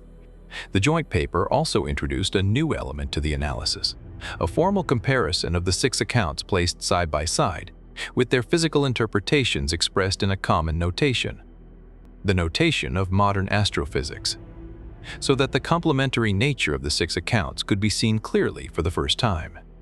The table that resulted from this comparison was, in Okafor's words, the strangest thing he had seen in 30 years of physics. 6 accounts. 6 different cultures, 6 different languages, 6 different theological frameworks, 6 different ways of describing the death of the universe. And when their physical interpretations were expressed in a common language, what emerged was not 6 overlapping descriptions of the same thing. It was a timeline, a sequential account of the universe's thermodynamic evolution from the stellar epoch, through the matter epoch, through the black hole epoch, through the de Sitter phase, with each tradition contributing a segment of the full picture that none of the others had covered. The Egyptian account covered the black hole epoch, the timescale of Hawking radiation, and the evaporation of stellar remnants. The Sumerian account covered the matter epoch, the timescale of proton decay, and the dissolution of ordinary matter. The Hindu account provided the overall sequential framework, the 4-stage PRALAYA covering the full span from stellar death to de Sitter transition. The Norse account covered the stellar epoch, the death of stars in sequence by mass, from the most massive to the least. The Maya account covered the stellar extinction sequence, the specific ordering of stellar types by lifetime. The Zoroastrian account covered the de Sitter transition, what happened after the thermodynamic endpoint had been reached. Together, they covered the entire future of the universe, from the death of the first massive stars to the quantum fluctuations in the post-thermodynamic de Sitter space. Not one tradition alone, all 6 together, each contributing the segment the others did not cover. It was, Okafor said, as if someone had taken the complete physical account of the universe's future and distributed it across 6 cultures, giving each one the piece it needed to preserve, trusting that eventually someone would put the pieces together. The observation was not meant as a hypothesis. It was a remark about the structure of what they were looking at. But the structure of what they were looking at was the structure of that hypothesis. Chapter 15. The Physics of the End. Before the implications of the convergence could be evaluated, the physical content it described needed to be understood clearly. This was the purpose of the extended section of the joint paper that Okafor contributed, a careful, precise account of what modern physics knew about the long-run future of the universe, so that the correspondence between the ancient traditions and the modern knowledge could be evaluated against a reliable baseline. The universe we currently inhabit is approximately 13.8 billion years old. This sounds like a long time, and by human standards it is. 13,800 million years, each one of them containing 31 million seconds. But in the context of the universe's probable future, it is vanishingly early. The universe is a child. The cosmos has barely begun. The current epoch of the universe's history, the stelliferous era, the era of stars, is defined by the presence of nuclear burning stars which provide the energy gradients that make everything we observe about the universe possible. Planets orbit stars. Life on planets is powered by stars. The entire observable complexity of the universe, galaxies, stellar systems, planetary environments, chemical complexity, biological complexity, exists downstream of the energy that stars generate by fusing lighter elements into heavier ones. The stelliferous era will not last forever. Stars have finite fuel supplies. As they exhaust their fuel, they cease to shine. The most massive stars, the brilliant blue-white giants that produce the most light, have the least longevity. A star with 20 times the mass of the Sun burns so furiously that it exhausts its fuel in a few million years. A star like the Sun burns for approximately 10 billion years. The least massive stars, the dim red dwarfs that burn their hydrogen so slowly they are almost cold, can sustain nuclear fusion for 10 to 100 trillion years, 1,000 to 10,000 times the current age of the universe, after the last red dwarfs exhaust their fuel. After approximately 100 trillion years, the stelliferous era ends. No new stars can form because the gas available for star formation has been either incorporated into stars or expelled by stellar activity. The universe enters the degenerate era, a cosmos populated not by burning stars but by their corpses. White dwarfs, the hot dense remnants of sun-like stars slowly cooling toward the temperature of the ambient universe. Neutron stars, the collapsed cores of massive stars, gradually losing their rotation energy. Black holes, the ultimate stellar remnants, radiating away their mass through the quantum process that Hawking described. The degenerate era lasts for timescales that challenge notation. White dwarfs cool toward absolute zero on a timescale of 10 to the 15 years. The collisions and interactions that gradually cause the orbits in stellar systems and galaxies to decay occur on timescales of 10 to the 20 years. Proton decay, if it occurs at the timescale the standard model predicts, occurs on a timescale of 10 to the 32 to 10 to the 36 years. This is the timescale of the Sumerian tablet's central number. The degenerate era ends when ordinary matter itself dissolves into its constituent particles. After proton decay, only black holes remain as concentrations of energy in the universe. The black hole era, the period dominated by the Hawking evaporation of black holes, lasts for timescales that dwarf even the degenerate era. A black hole with the mass of a star evaporates in approximately 10 to the 67 years. A supermassive black hole of the kind that inhabits the centers of galaxies evaporates in approximately 10 to the 93 to 10 to the 100 years. The largest black holes, the most massive concentrations of matter that the universe produces, take the longest, approximately 10 to the 100 years, for the most massive known objects. The Egyptian papyrus's central number, approximately 10 to the 40, fell within this range, describing a specific phase of the black hole evaporation epoch. After the last black hole evaporates, the universe enters the dark era, a cosmos consisting entirely of photons, neutrinos, electrons, positrons, and the energy of empty space. The second law has been satisfied. Entropy is at or near its maximum. The universe is, in the conventional thermodynamic sense, dead. But the universe continues to exist. Space continues to expand, driven by the cosmological constant. And in an infinite, expanding space permeated by quantum fields, the fluctuations that quantum mechanics predicts will continue to occur, including on timescales so large that they are expressed as 10 raised to powers that themselves require scientific notation, fluctuations large enough to spontaneously produce pockets of complexity, organized structures emerging from the thermal background by pure quantum randomness. The DISSOLUTION era, the Zoroastrian FRASHOKERETI. This was the physics of the end. This was what the 6 manuscripts described. Chapter 16. What entropy means. The concept that connects all 6 accounts, the concept that the thermodynamic translation of each tradition's end-time narrative converges on, is entropy. Understanding why entropy is the center of the story requires understanding what entropy actually is, which is a question whose answer is considerably more subtle and more interesting than most popular accounts of thermodynamics convey. Entropy is not disorder, exactly. This is one of the most common and most misleading characterizations in popular science. A perfectly organized crystal has low entropy. A gas at the same temperature has high entropy. But both can be described precisely. Both are, in some sense, ordered systems. What entropy measures is not the presence or absence of visible pattern, but the number of microscopic configurations that are consistent with a system's macroscopic description. A crystal has low entropy because there are very few microscopic arrangements of its atoms that produce the macroscopic state we observe. The atoms have to be in specific positions with specific orientations to produce the crystal structure.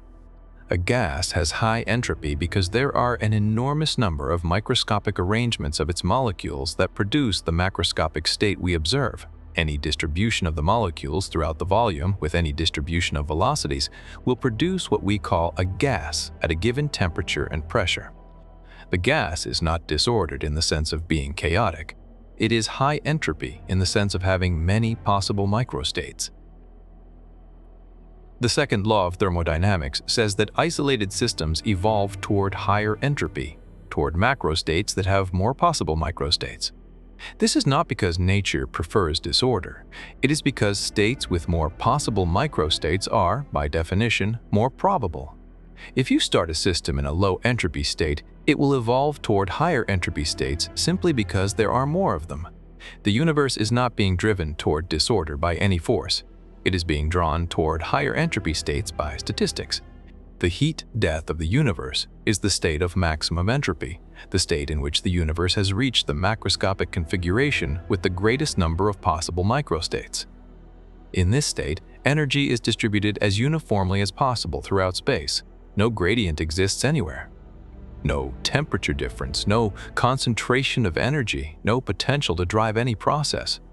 Everything is the same temperature everywhere. The universe is not destroyed. It is not annihilated. It is exhausted. It has run out of difference.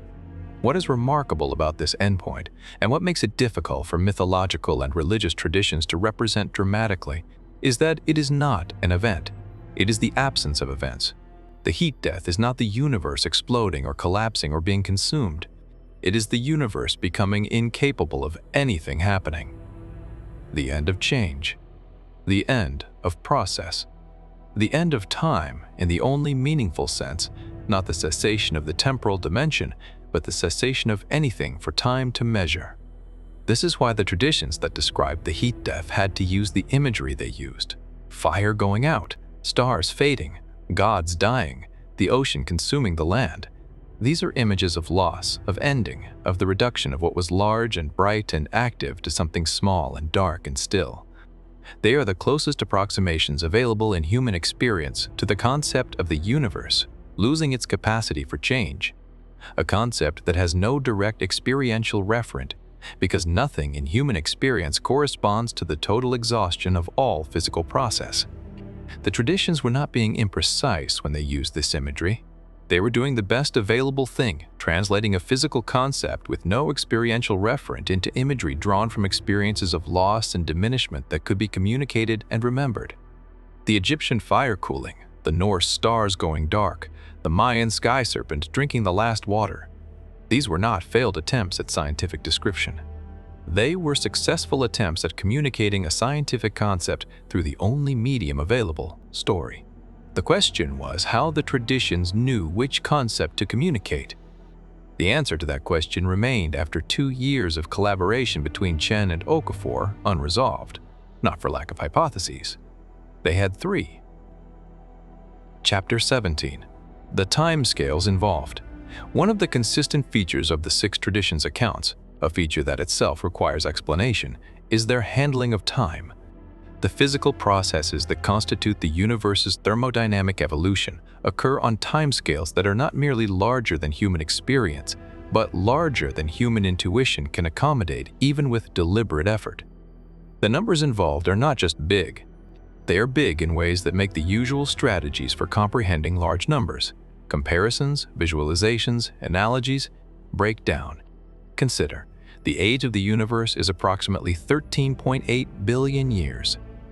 The period from the Big Bang to the present, written in seconds, is a 43-digit number. This number, large as it is entirely negligible compared to the timescales of cosmic evolution. The death of the last red dwarf stars, at approximately 100 trillion years, is more than 10,000 times the current age of the universe. The evaporation of the last stellar black holes, at approximately 10 to the 100 years, is incomparably larger than anything that can be meaningfully compared to human experience. And yet the ancient traditions dealt with these timescales, not by comprehending them in the way modern science comprehends them, with the formal mathematical machinery of dimensional analysis and scientific notation that allows physicists to work with numbers like 10 to the 100 without losing their grip on what those numbers mean. The ancient traditions dealt with these timescales by nesting them, by constructing hierarchies of cycles within cycles within cycles, each larger than the one it contained, that allowed the mind to build toward very large numbers through a sequence of comprehensible steps rather than confronting them all at once. The Hindu system of cosmic time is the most elaborate example of this strategy. The Yuga cycle builds from the Kali Yuga of 432,000 years to the Mahayuga of 32 million years to the Manvantara of 36, 72 million years to the Kalpa of 32 billion years to the life of Brahma of approximately 311 trillion years. Each unit is 1,000 or more times the previous one, allowing the mind to build toward the larger numbers through multiplication rather than confronting them directly. The strategy was not accidental. It was the only strategy available to a tradition that wanted to communicate about very large numbers without the formal mathematical tools that modern science provides. The Norse tradition used a different strategy, compression. The Völuspá's account of RAGNARÖK compressed billions of years into the narrative time of a battle whose duration was measured in mythological rather than astronomical units. This compression did not obscure the physical content. Magnuson's analysis had shown that the sequence of events was preserved even if the timescales were compressed, but it made the timescales inaccessible from the narrative alone. To recover the timescales, one had to combine the narrative sequence with independent knowledge of the physical processes' durations. The Mayan tradition used yet another strategy, extension of the counting system. The long count calendar's nested units could, in principle, express any timescale, and the Dresden Codex's use of large number notation to express stellar extinction timescales extended the practical range of the calendar far beyond its usual application. The strategy preserved the numerical precision at the cost of accessibility. The large number notation was comprehensible to specialists in Maya calendrical mathematics, but not to the general population. What these different strategies share is a commitment to preserving the quantitative content of the knowledge, the timescales, even at the cost of making them difficult to access. Each tradition found a way to encode the numbers that was appropriate to its cultural and intellectual tools. The Egyptian tradition used the numerical extension of an astronomical notation system. The Sumerian tradition used the extension of its place value mathematical notation. The Hindu tradition used a nested hierarchy of named temporal units. The Norse tradition used narrative compression. The Maya used their counting system's extensibility. The Zoroastrian tradition, which described the qualitative transition beyond the thermodynamic endpoint rather than the specific timescales of the endpoint itself, was the only one that did not need to handle very large numbers directly. The diversity of strategies was itself significant. It suggested that whoever had developed the knowledge had not specified a single method for encoding it. The encoding had been left to each receiving tradition to develop using its own tools. What had been transmitted was the content, the physical facts and their sequence, not the encoding system. Chapter 18. How they could have known. The central question that the convergence raised, the question that neither Chen nor Okafor could answer from the evidence, and that they presented in the joint paper as the unavoidable implication of what they had found, was how.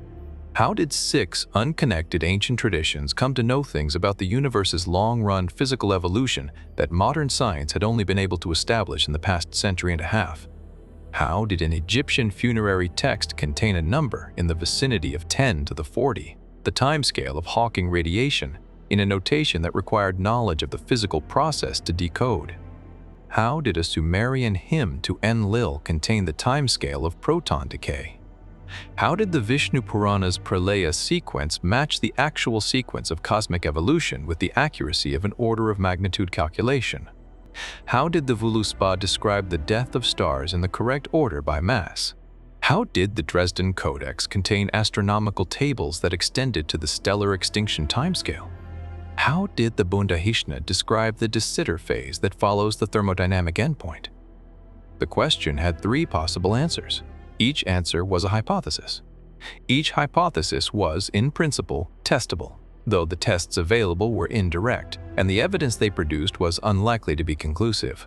What the 3 hypotheses shared was the property of being the only answers consistent with the evidence, the only ways the convergence could have come to exist that were not simply assertions that it did not exist. The first hypothesis was transmission. The knowledge existed, in some form, before the civilizations that encoded it. It was transmitted to those civilizations through a process of cultural contact, preserved in institutional form, in a tradition of custodians analogous to the keepers of records that the Atlantis scroll described, and encoded into the religious and cosmological traditions of each receiving culture in a form appropriate to that culture's intellectual resources. On this hypothesis, the convergence was not remarkable because all 6 traditions independently discovered the same knowledge. It was remarkable because all 6 traditions were given the same knowledge from a single source, and each encoded it in a different way. The second hypothesis was discovery. The knowledge was independently discovered by practitioners in each of the 6 traditions through contemplative practices, meditation, vision, trance, ritual, that provided access to information about physical reality that is not available to ordinary waking consciousness. On this hypothesis, the convergence was not the result of transmission from a common source, but of multiple independent arrivals at the same physical reality through different experiential routes. The universe's future was, in some sense, accessible to human consciousness operating in specific contemplative modes. The third hypothesis was structure. The knowledge was not transmitted by any cultural mechanism or discovered by any individual practitioner. It was embedded in the structure of human cognition itself, accessible to any sufficiently developed intellectual tradition that asked the right questions in the right way. On this hypothesis, the thermodynamic evolution of the universe was not external knowledge that needed to be acquired. It was internal knowledge that needed to be uncovered, latent in the structure of the minds that were themselves products of the universe, whose evolution they were encoding. Chen and Okafor spent 3 years evaluating these hypotheses against the available evidence. The evaluation produced not a definitive answer, but a ranked ordering of plausibility, an assessment of which hypothesis fit the evidence better than the others, qualified by an honest accounting of what the evidence could and could not establish. Chapter 19. The Transmitted Knowledge Hypothesis. The transmission hypothesis was the most historically concrete of the 3. If the knowledge had been transmitted from a prior source to the 6 receiving traditions, there should be evidence of the transmission in the historical record, evidence of contact between the source and the receiving cultures, evidence of institutions of transmission comparable to those the Atlantis scroll described, and evidence that the knowledge arrived in the receiving cultures at approximately the same time and from approximately the same direction. The historical evidence was consistent with the transmission hypothesis without being conclusive in its favor. The 6 traditions that encoded the thermodynamic knowledge were not, in their most ancient forms, entirely independent of each other. The Egyptian and Sumerian traditions shared the common environment of the ancient Near East, with its centuries of cross-cultural contact and exchange. The Hindu tradition was connected to the Near Eastern traditions through the broad cultural zone of the ancient world's most active trading routes. The Norse tradition was more geographically remote, but the Proto-Indo-European cultural complex from which both the Norse and Hindu traditions descended was a documented phenomenon, and the transmission of cosmological knowledge within that complex was not implausible. The Maya tradition was the most geographically isolated. No credible mechanism for transoceanic contact between the Old World and the New in the relevant period had been established, and the Zoroastrian tradition occupied a position in the Near Eastern cultural zone similar to the Egyptian and Sumerian ones. The geographic distribution of the 6 traditions was, if the transmission hypothesis were correct, a distribution that required either multiple points of origin or a source that had contact with both Old World and New World traditions. A source with, in other words, the kind of maritime reach that the Atlantis scroll described for the civilization it documented. This was not evidence for the transmission hypothesis. It was consistency with it. The distinction was important. More suggestive was the evidence from the encoding strategies. The transmission hypothesis predicted that if the same knowledge had been given to multiple traditions simultaneously, each tradition would encode it using the intellectual tools available to it at the time of transmission, that the knowledge content would be constant across traditions while the encoding methodology would vary.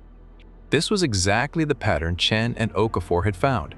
The physical content was the same. The encoding was different in each case, and different in ways that reflected each tradition's available intellectual resources.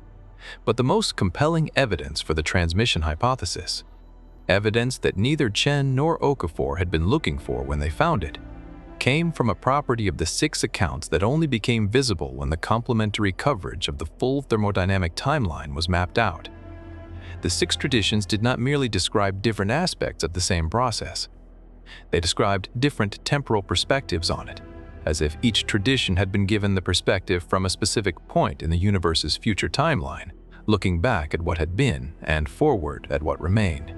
The Egyptian account, focused on the black hole epoch, had the perspective of something watching the last black holes evaporate, something that had survived the stellar epoch, the matter epoch, and was witnessing the final concentrations of energy in the universe dissolving. The Norse account had the perspective of something watching the stellar epoch, something experiencing the death of stars as a present reality rather than a distant future. The Zoroastrian account had the perspective of something in the de Sitter phase, something that had already passed through the thermodynamic endpoint and was describing the physics of the renovated cosmos from the inside. The 6 perspectives assembled, in sequence, into a complete first-person account of the universe's future. Not just a description of what would happen, but a report of what it was like as it happened. A report that could only have been written from inside the experience of each phase. Which was, Chen noted with the understatement she had come to rely on as her primary rhetorical mode when the implications became large. Interesting. Chapter 20. The conciseness hypothesis. The second hypothesis, that the knowledge was independently discovered through contemplative practice, required taking seriously a claim that the mainstream of modern science had not taken seriously, that certain altered states of human consciousness provided access to information about physical reality that is not available to ordinary waking perception or to the ordinary methods of scientific investigation. This claim was not new. It was among the most persistent claims in the history of human religious experience, present in virtually every tradition that had developed systematic contemplative practice. The Hindu tradition's samadhi, the Buddhist nirvana, the Christian mystical union, the Sufi fana, the shamanic trance of indigenous traditions around the world. Each of these represented a mode of experience that practitioners consistently described as providing direct access to truths about the nature of reality that ordinary experience did not reveal. The traditions were diverse in their theological frameworks and in the specific nature of the access they described. They converged on the claim that the access was real. Mainstream science had consistently declined to take this convergence seriously, on the grounds that subjective experience, however consistently reported across traditions, was not a reliable guide to objective physical reality. The history of science was full of cases where human intuition, human experience, human common sense had been shown to be wrong about the nature of physical reality. Quantum mechanics, special relativity, the expanding universe. Each of these had overturned intuitions that had seemed compelling to virtually everyone who held them. The claim that certain contemplative states provided accurate access to physical truths was, from the scientific perspective, just another case of intuition that required empirical verification rather than credulous acceptance. The convergence Chen had documented provided, for the first time, something that looked like empirical evidence bearing on this question.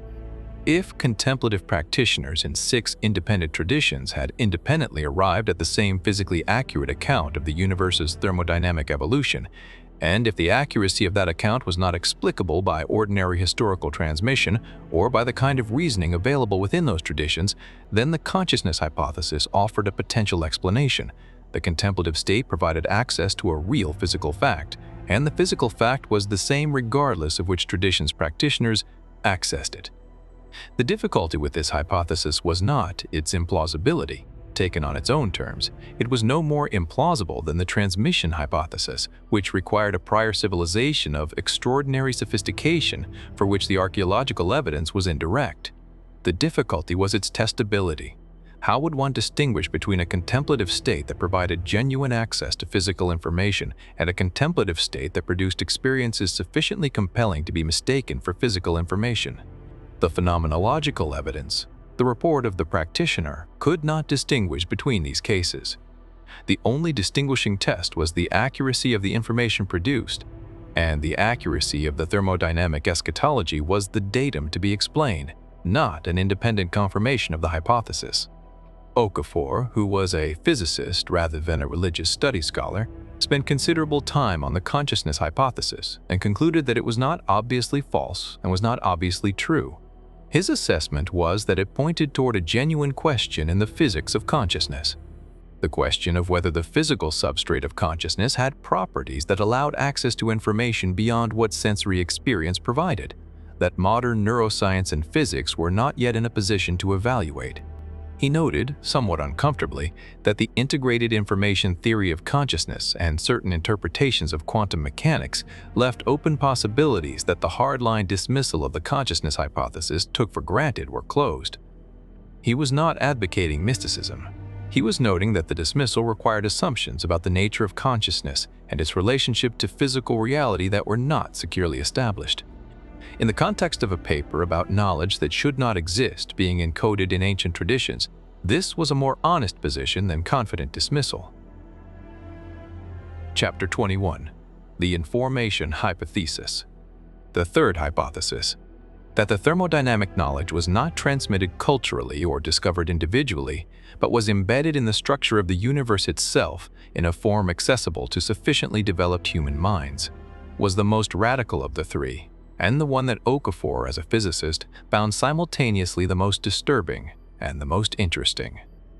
The information hypothesis rested on a branch of modern physics that was still developing at the time of the joint paper's publication and that remained, in important respects, speculative. The idea that information was not merely a useful conceptual tool for describing physical systems, but a fundamental physical quantity, as real and as conserved as energy or momentum. This idea, associated with physicists like John Archibald Wheeler, whose famous formulation it from bit, expressed the hypothesis that physical reality was, at its deepest level, informational in character, had been gaining traction in theoretical physics since the late 20th century, particularly in the context of black hole physics and quantum gravity. The physical motivation for taking information seriously as a fundamental quantity came from a paradox associated with black holes. When matter falls into a black hole, the detailed quantum information about the matter's state appears, in the classical theory of general relativity, to be permanently destroyed. The black hole is characterized entirely by its mass, charge, and angular momentum, and all other information about what fell in is lost. This was deeply troubling to physicists who believed that the fundamental laws of quantum mechanics required information to be conserved, not destroyed, only transformed. The resolution of the black hole information paradox remained one of the most active areas of theoretical physics research at the time of Chen and Okafor's collaboration, with multiple competing proposals but no consensus answer. The information hypothesis, as applied to the convergence, was a generalization of the idea that information was physically fundamental. If information was a conserved quantity, if it was never destroyed but only transformed, then the information content of the universe's future was, in some sense, present in the universe's current state, not accessible by ordinary observation, which operated only on the macroscopic present, but perhaps accessible to processes that operated on the universe's underlying informational structure rather than on its surface physical states. This was speculative. Very speculative. Okafor was careful to say so, but he was also careful to note that it was speculative in a specific direction. It pointed toward a genuine research program rather than merely toward mystery. If the universe's future informational states were encoded in its current physical structure, there should be a physical mechanism by which that encoding occurred and a physical mechanism by which it was accessed. Those mechanisms, if they existed, were in principle identifiable. The information hypothesis was not merely a claim that the ancient traditions had mysterious knowledge. It was a claim that they had knowledge through a specific, if not yet understood, physical mechanism, and that identifying that mechanism was a tractable scientific problem. The practical implication of the information hypothesis was the most uncomfortable of the three hypotheses' implications. The transmission hypothesis implied that a prior civilization had known the thermodynamics of the cosmic future and had transmitted that knowledge. The consciousness hypothesis implied that contemplative practice provided access to physically accurate information through mechanisms not yet understood. The information hypothesis implied something different, that the knowledge was not transmitted from outside or discovered from within, but was already there, embedded in the structure of reality at a level deeper than ordinary physics described, accessible to minds operating in specific ways, waiting to be read by anyone who knew how to read it. The ancient traditions had known how to read it. Modern science, operating through different methods and with different assumptions about what knowledge was and how it was acquired, had arrived at the same knowledge through a different route.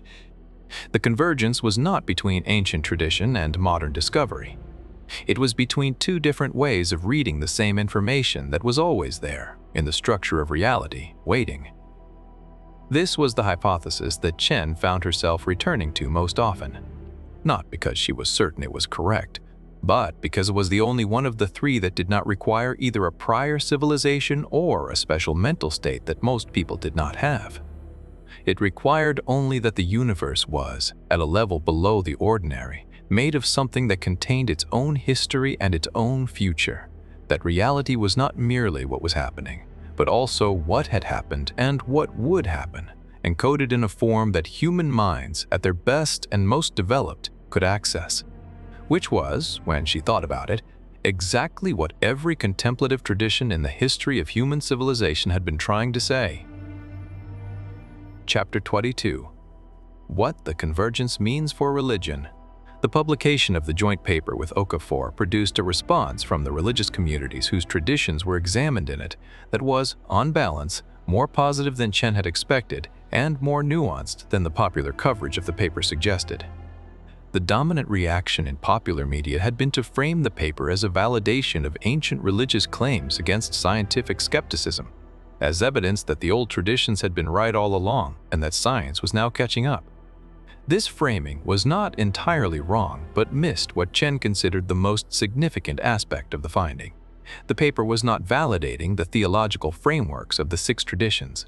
The thermodynamic content of their eschatological accounts was consistent with modern physics. The theological interpretations that the traditions placed on that content, the defeat of Angra Mainyu, the death of the gods, the cooling of Ra, were not being evaluated by the paper at all. They remained theological claims that the paper neither supported nor undermined. What the paper was doing, what it actually implied for religion, was more interesting than the validation framing suggested, and more challenging too. The implication was that the ancient religious traditions had, embedded within their theological and mythological frameworks, physical knowledge of extraordinary accuracy and extraordinary depth. The knowledge was not the tradition's theological content. It was encoded within the theological content, using the imagery and the conceptual vocabulary of the tradition as a carrier. The carrier was not the message. This had implications for how religious traditions understood their own content. If the Egyptian Book of the Dead contained, hidden within its funerary spells, accurate knowledge of the timescale of Hawking radiation, knowledge that no Egyptian could have derived from observation or from the theological framework itself, then the tradition contained something it did not fully know it contained. The keepers of the tradition had preserved something without knowing its full nature. They had maintained the carrier faithfully across millennia without being able to read the message. This was humbling for the traditions in a specific way. It suggested that the depth of what they preserved was greater than they understood, that their own traditions contained knowledge they had not yet fully accessed. Not because the knowledge had been hidden from them, but because reading it required a framework that their tradition alone did not provide.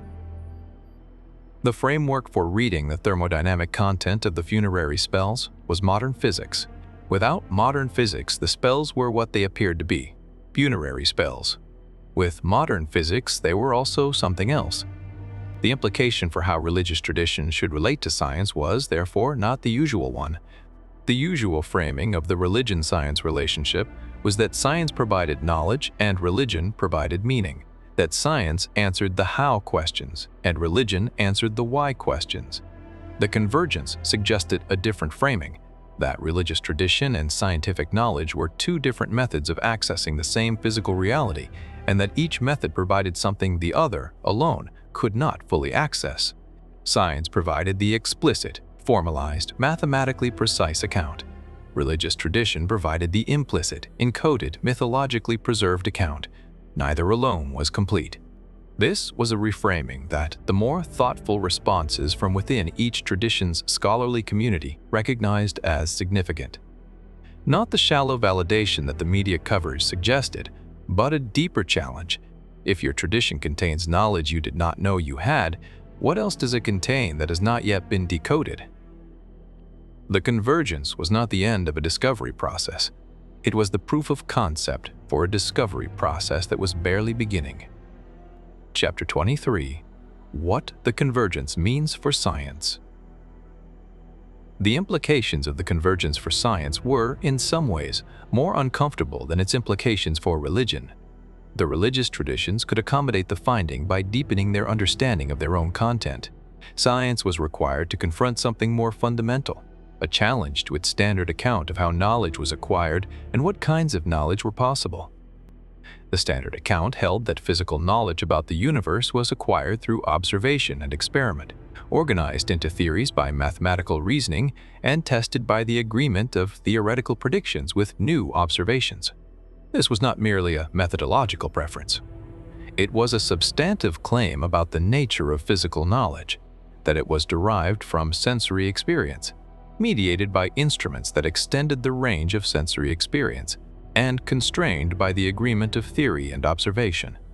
Knowledge claims that could not be derived from sensory experience, even in principle, were not physical knowledge. They were metaphysics or speculation or poetry. The convergence challenged this account in a specific way. The thermodynamic knowledge encoded in the 6 traditions was, by the standard account, not derivable from any sensory experience available to the ancient world. The death of black holes, the decay of protons, the de Sitter phase. These were not things that any ancient observer could have observed, even with the most refined astronomical instruments available to antiquity. They were not things that any ancient mathematical framework could have derived, because they required physical concepts, entropy, quantum mechanics, general relativity, that had not yet been developed, and yet they appeared, with quantitative accuracy, in documents produced by those ancient traditions.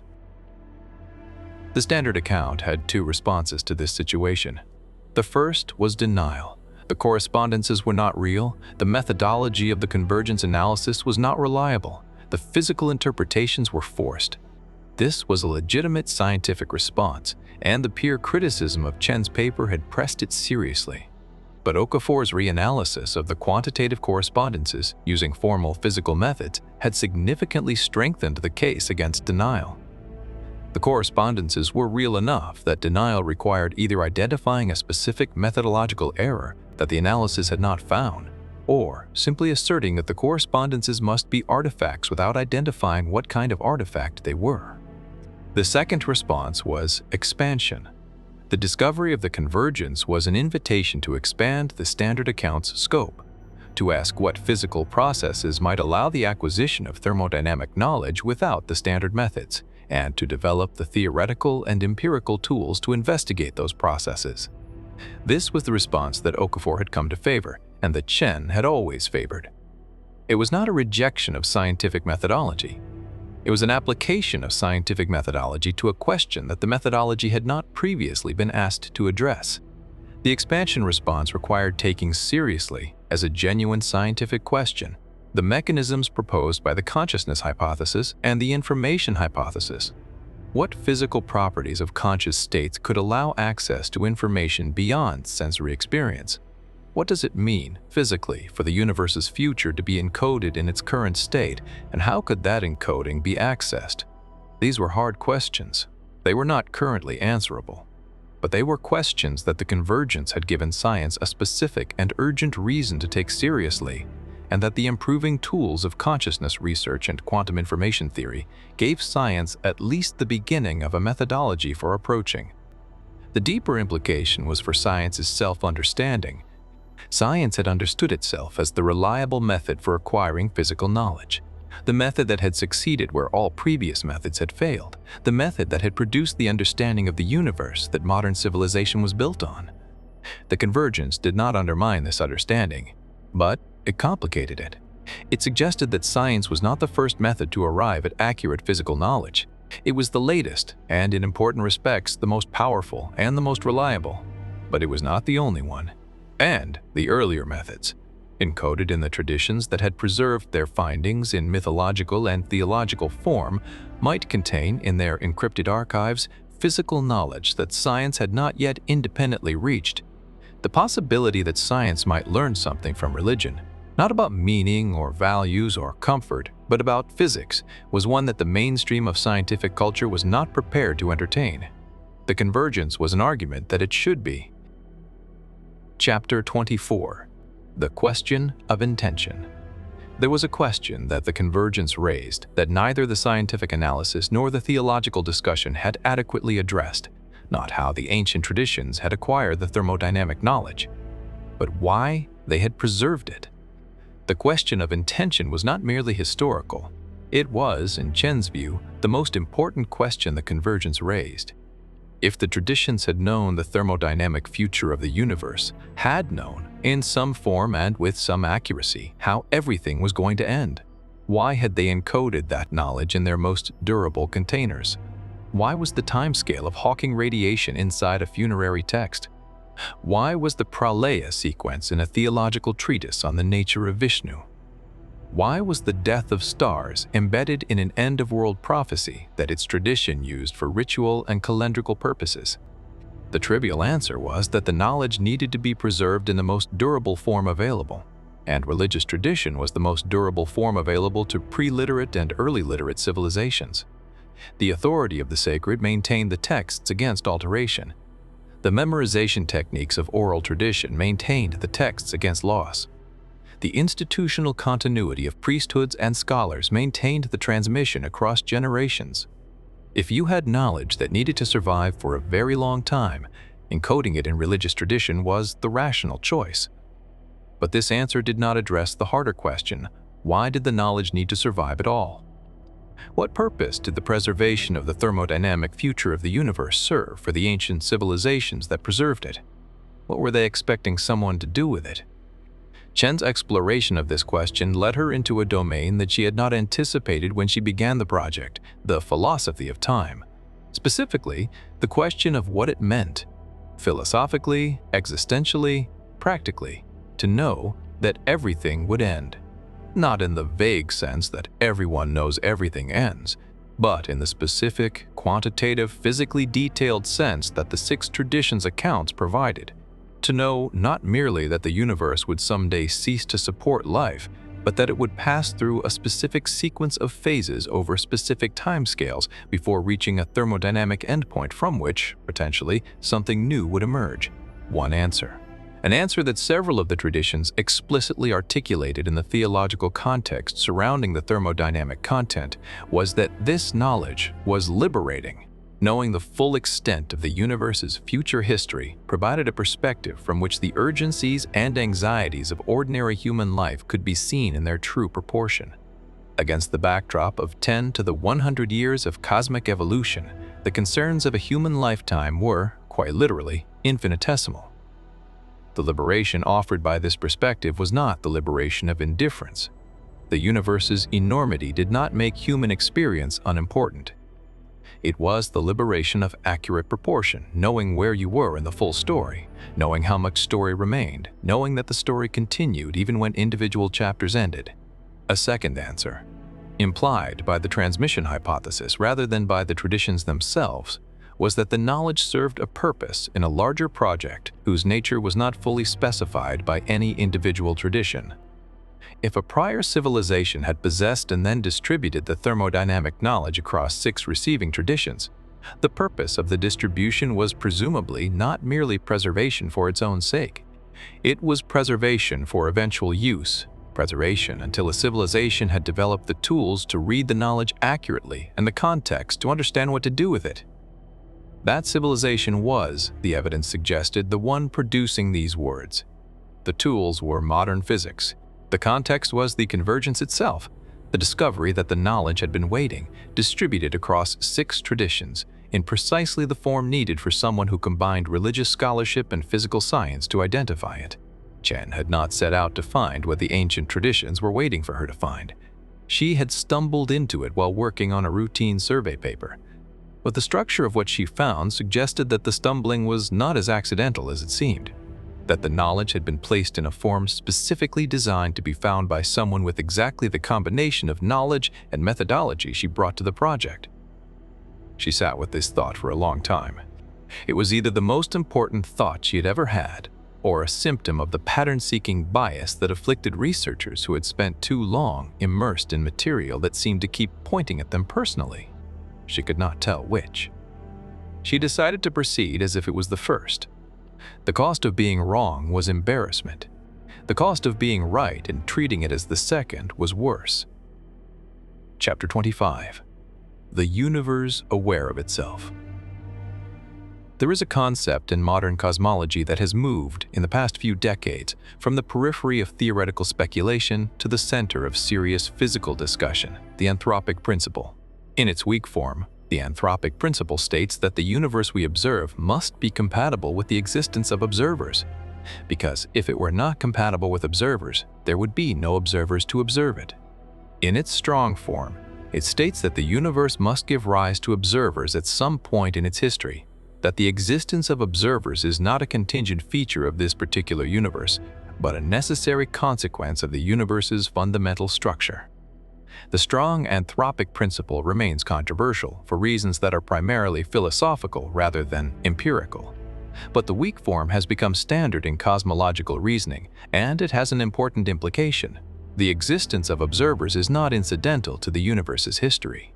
It is, in some sense, what the universe was doing all along, building, through the complexity gradient that the energy flows from hot stars through cold space made possible, the conditions for systems complex enough to model their own environment, and eventually to model the universe itself.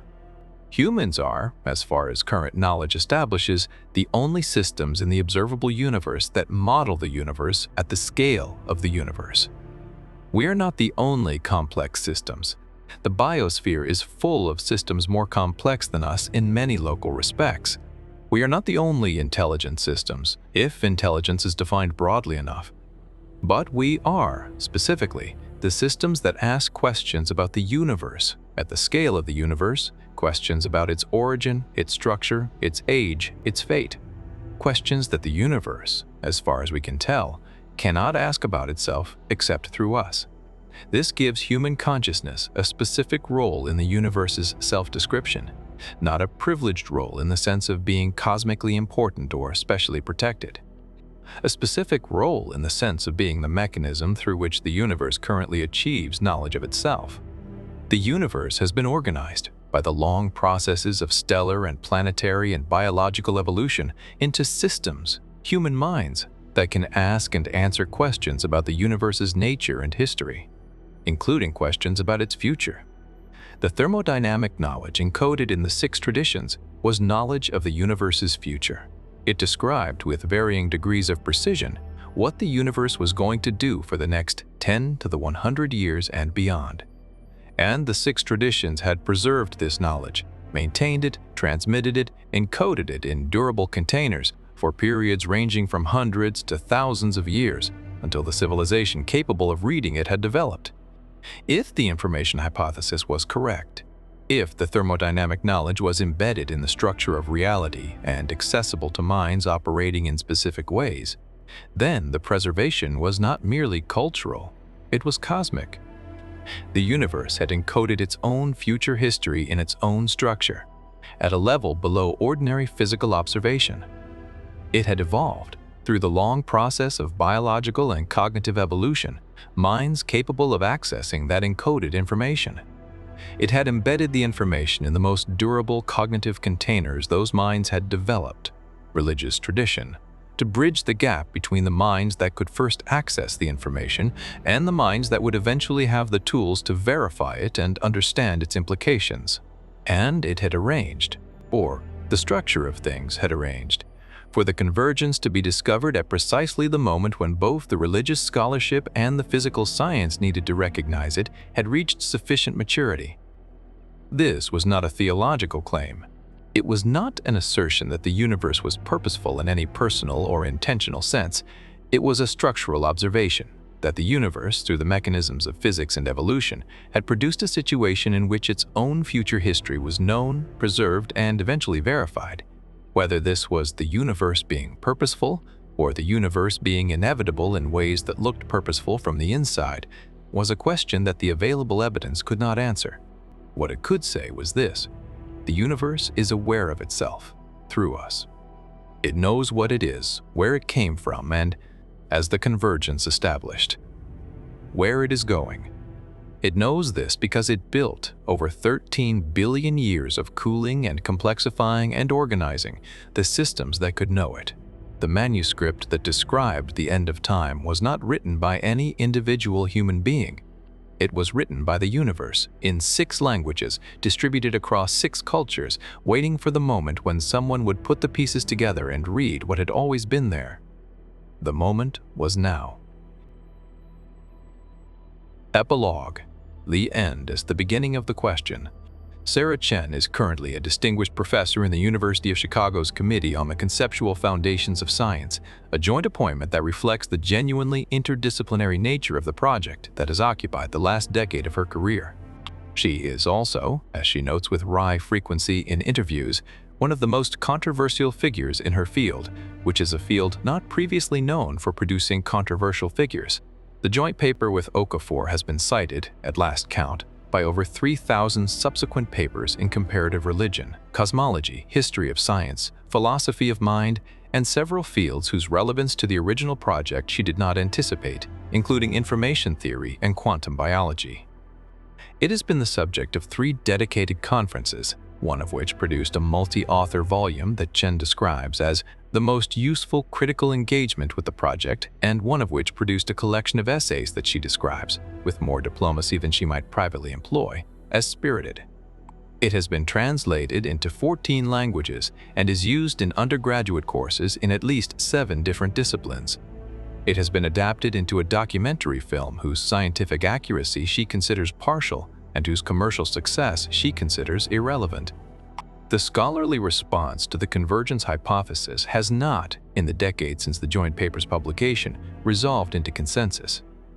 The methodological objections remain active, particularly from historians of science who consider the physical interpretations of the mythological accounts to be incompletely constrained. The physical objections have become less active as Okafor's quantitative analysis has been reproduced and confirmed by independent teams working in both physics and religious studies. The philosophical objections have become more interesting in the view of the philosophers who work on them, as the information hypothesis has attracted serious engagement from theoretical physicists who had not previously considered it relevant to their work. What has not happened, what Chen had hoped would happen faster than it has, is the program of secondary investigation that the convergence seemed to call for. If the 6 traditions contained thermodynamic knowledge in their eschatological accounts, what other physical knowledge might they contain in their other bodies of material? The medical knowledge of the Vedic tradition had long been recognized as sophisticated by standards that went beyond what the tradition's historical context obviously justified. The astronomical knowledge of the pre-Columbian Mesoamerican traditions had always surprised the specialists who examined it. The navigational knowledge embedded in Pacific Island oral traditions was known to contain information whose precision exceeded what the tradition's technological level would obviously allow. If the thermodynamic convergence was real, these other bodies of traditional knowledge deserved re-examination with the possibility that they, too, contained encoded physical knowledge waiting for the right framework to decode it. This was the program Chen had hoped the convergence would launch. It had not been launched at the scale she had imagined because the convergence itself remained contested enough that the methodological foundations for the broader program were not secure enough to sustain a major research investment. The program was waiting for the convergence to be more firmly established. The convergence was waiting for more evidence. The evidence was here and there being accumulated.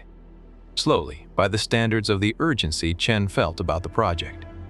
At a pace consistent with the way science actually moved, which was not fast. The universe had waited 13.8 billion years for someone to begin reading its thermodynamic future. It could wait a few more decades for someone to finish reading it. Or so Chen told herself on the days when the pace felt insufficient. On other days, she thought, we have 10 to the 100 years. We have time. The question is whether we will use it. Appendix A. The historical contexts of the 6 accounts.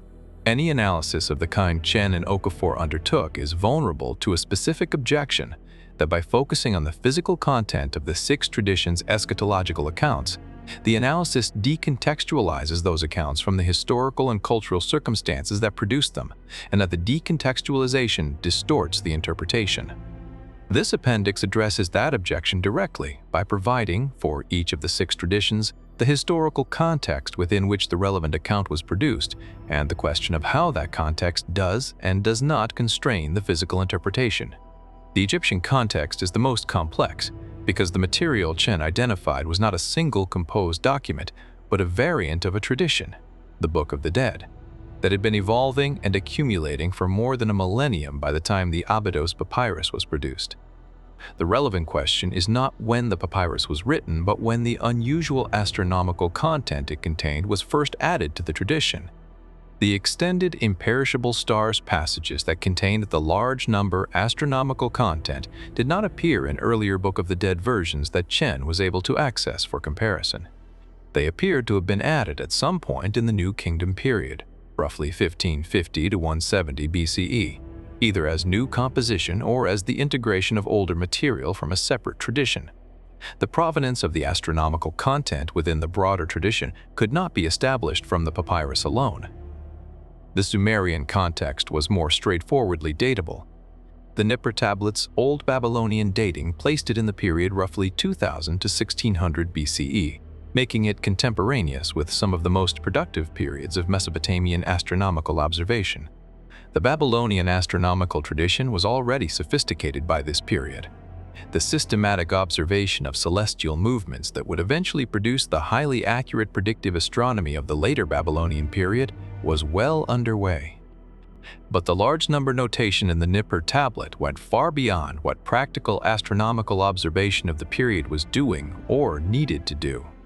The tablet's content was not a product of the observational astronomy that characterized the period. It was something else using that period's mathematical tools. The Hindu context spanned the greatest temporal range of the 6. The Vishnu Purana's final composition occurred in the early centuries of the Common Era, but the cosmological material it contained was drawn from earlier Puranic and Vedic traditions that extended back to the 1st millennium BCE or earlier. The specific numerical framework of the Yuga Kalpa system, the system that Chen and Narayan used for the quantitative analysis, appeared in its most systematic form in texts from the Gupta period, roughly 4th to 6th century CE, but the underlying temporal framework was attested in older material. Establishing which layer of the tradition the thermodynamic content came from was, in the absence of more precise dating of the specific passages, not possible. What was clear was that the material was ancient within the tradition itself, referenced in texts that were clearly not the original source. The Norse context was the most geographically and culturally isolated from the other 5.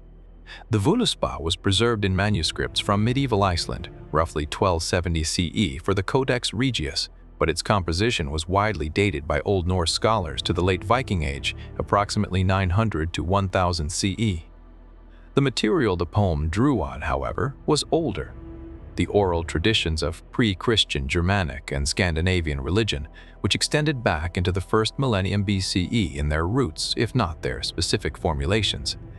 Magnusson's position was that the astronomical content of the RAGNARÖK sequence was among the most archaic material in the poem, the layer most likely to preserve something older than the Viking Age composition. His reasoning was that the specific stellar descriptions in the RAGNARÖK sequence did not fit the theological priorities of the Viking Age and showed signs of having been preserved rather than generated by the poem's composer. The Maya context was the most precisely datable because the Dresden Codex's astronomical tables could be anchored to specific astronomical events and the calculations checked against known astronomical history. The Venus tables in the Dresden Codex had been dated to observations made in the 11th century CE, consistent with the Codex's general dating to the post-classic period of Maya civilization, roughly 900 to 1200 CE. The large number tables that Chen identified in the final pages were not datable by the same method, because they did not correspond to observable astronomical events.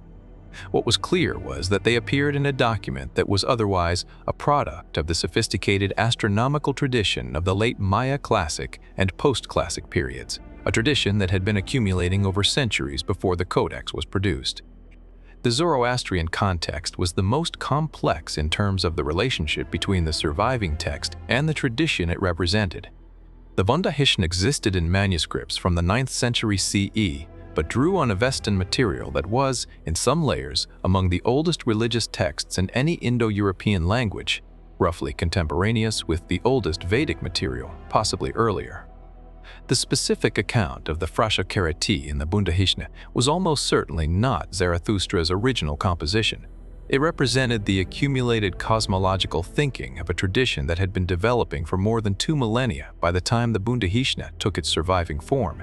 The challenge was that the tradition's survival was itself incomplete. The Arab conquest of Persia in the 7th century CE and the subsequent decline of the Zoroastrian community had resulted in the loss of significant portions of the Avestan corpus, and what survived in the Wunderhischen might be a partial or distorted representation of an older and fuller account. Across all 6 traditions, the historical contextualization confirmed the same pattern. The thermodynamic content was old within each tradition, older than the surviving documents that contained it, and the surviving documents appeared to have preserved it from earlier sources whose nature could not always be directly accessed. The traditions were custodians of something older than the specific forms in which they preserved it. The decontextualization objection was, on this analysis, misaimed. Understanding the context made the thermodynamic content more puzzling, not less, by pushing its origin further back in each tradition's history than the surviving documents allowed one to go. Appendix B. The mathematical proof of convergence. The joint paper's core claim, that the 6 traditions as eschatological accounts described the same physical process with quantitative accuracy, rested on a mathematical comparison that the paper's main text described but did not fully present. The full mathematical argument, which was included in the paper's technical appendix, is summarized here for the general reader. The comparison required establishing, for each tradition, a conversion factor that related the tradition's native units of cosmological time to years in the modern astronomical sense. For 4 of the 6 traditions, Egyptian, Sumerian, Hindu, and Maya. The conversion factors were established by working backward from known correspondences between the tradition's time units and modern values. The Egyptian Sothic cycle's correspondence to approximately 1,461 modern solar years was the anchor for the Egyptian conversion. The Babylonian astronomical calendar's well-documented relationship to modern astronomical periods anchored the Sumerian conversion. The Hindu conversion used the established Indological calculation of the Mahayuga as 4,320,000 modern years.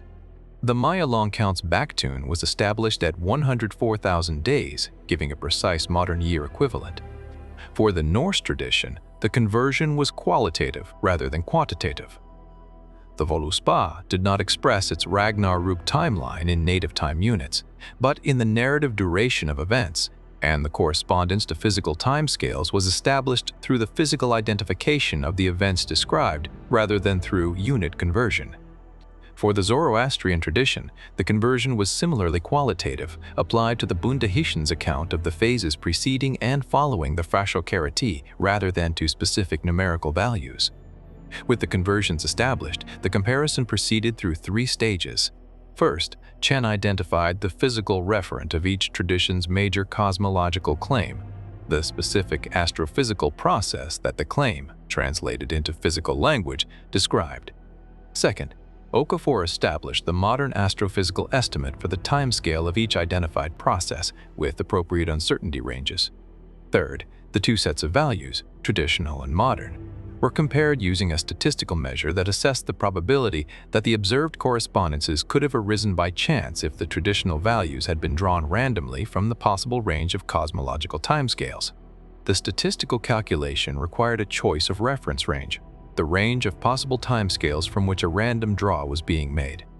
Okafor used the range from 1 year to 10 to the 150 years, effectively the full range of meaningful cosmological timescales from the human scale to beyond any known physical process, as the reference range. Against this reference range, the probability that the 6 traditions' thermodynamic timescales would all fall within the correct order of magnitude by chance was, for the specific set of physical processes identified, less than 10 to the minus 30. This was a probability so small that it was conventionally described by physicists as impossible rather than merely improbable. The calculation was sensitive to the choice of physical interpretations, the specific astrophysical processes identified as the reference of the traditional claims. Okafor ran the calculation for a range of alternative interpretations to assess how sensitive the result was to the interpretive choices. He found that the statistical significance of the convergence was robust across reasonable alternative interpretations. Even if several of the interpretive choices were changed to the next most plausible alternative, the convergence remained significant at a level that excluded chance as an explanation. The conclusion was firm: the convergence was not coincidental. The 6 traditions' thermodynamic timescales were not in the correct ranges by chance. They were in the correct ranges because they were describing real physical processes, and the description was accurate enough, at the order of magnitude level, to be identified and confirmed by modern astrophysics. The residual uncertainty was not about whether the convergence was real. It was about how to explain it. Appendix C. On the reception of the paper. The scholarly reception of the convergence analysis followed a pattern that Chen had not fully anticipated, partly because the paper's subject matter was unusual enough that the normal patterns of scholarly reception were not reliable guides. In the natural sciences, significant new claims were typically received with skepticism proportional to their degree of departure from established understanding, followed by attempts at replication and then by gradual incorporation into the field's working assumptions if the replication succeeded. In the humanities and social sciences, significant new claims were typically received with theoretical engagement, with attempts to situate the claim within existing theoretical frameworks and to evaluate its implications for those frameworks, followed by a literature of response that expanded the claim's reach or qualified it or refuted it over years of scholarly exchange.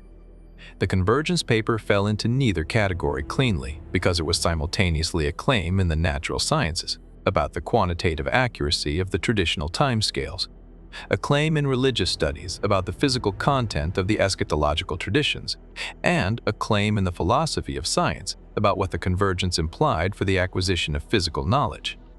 Each of these dimensions attracted a different scholarly community with different evaluative standards and different institutional frameworks for responding to new work.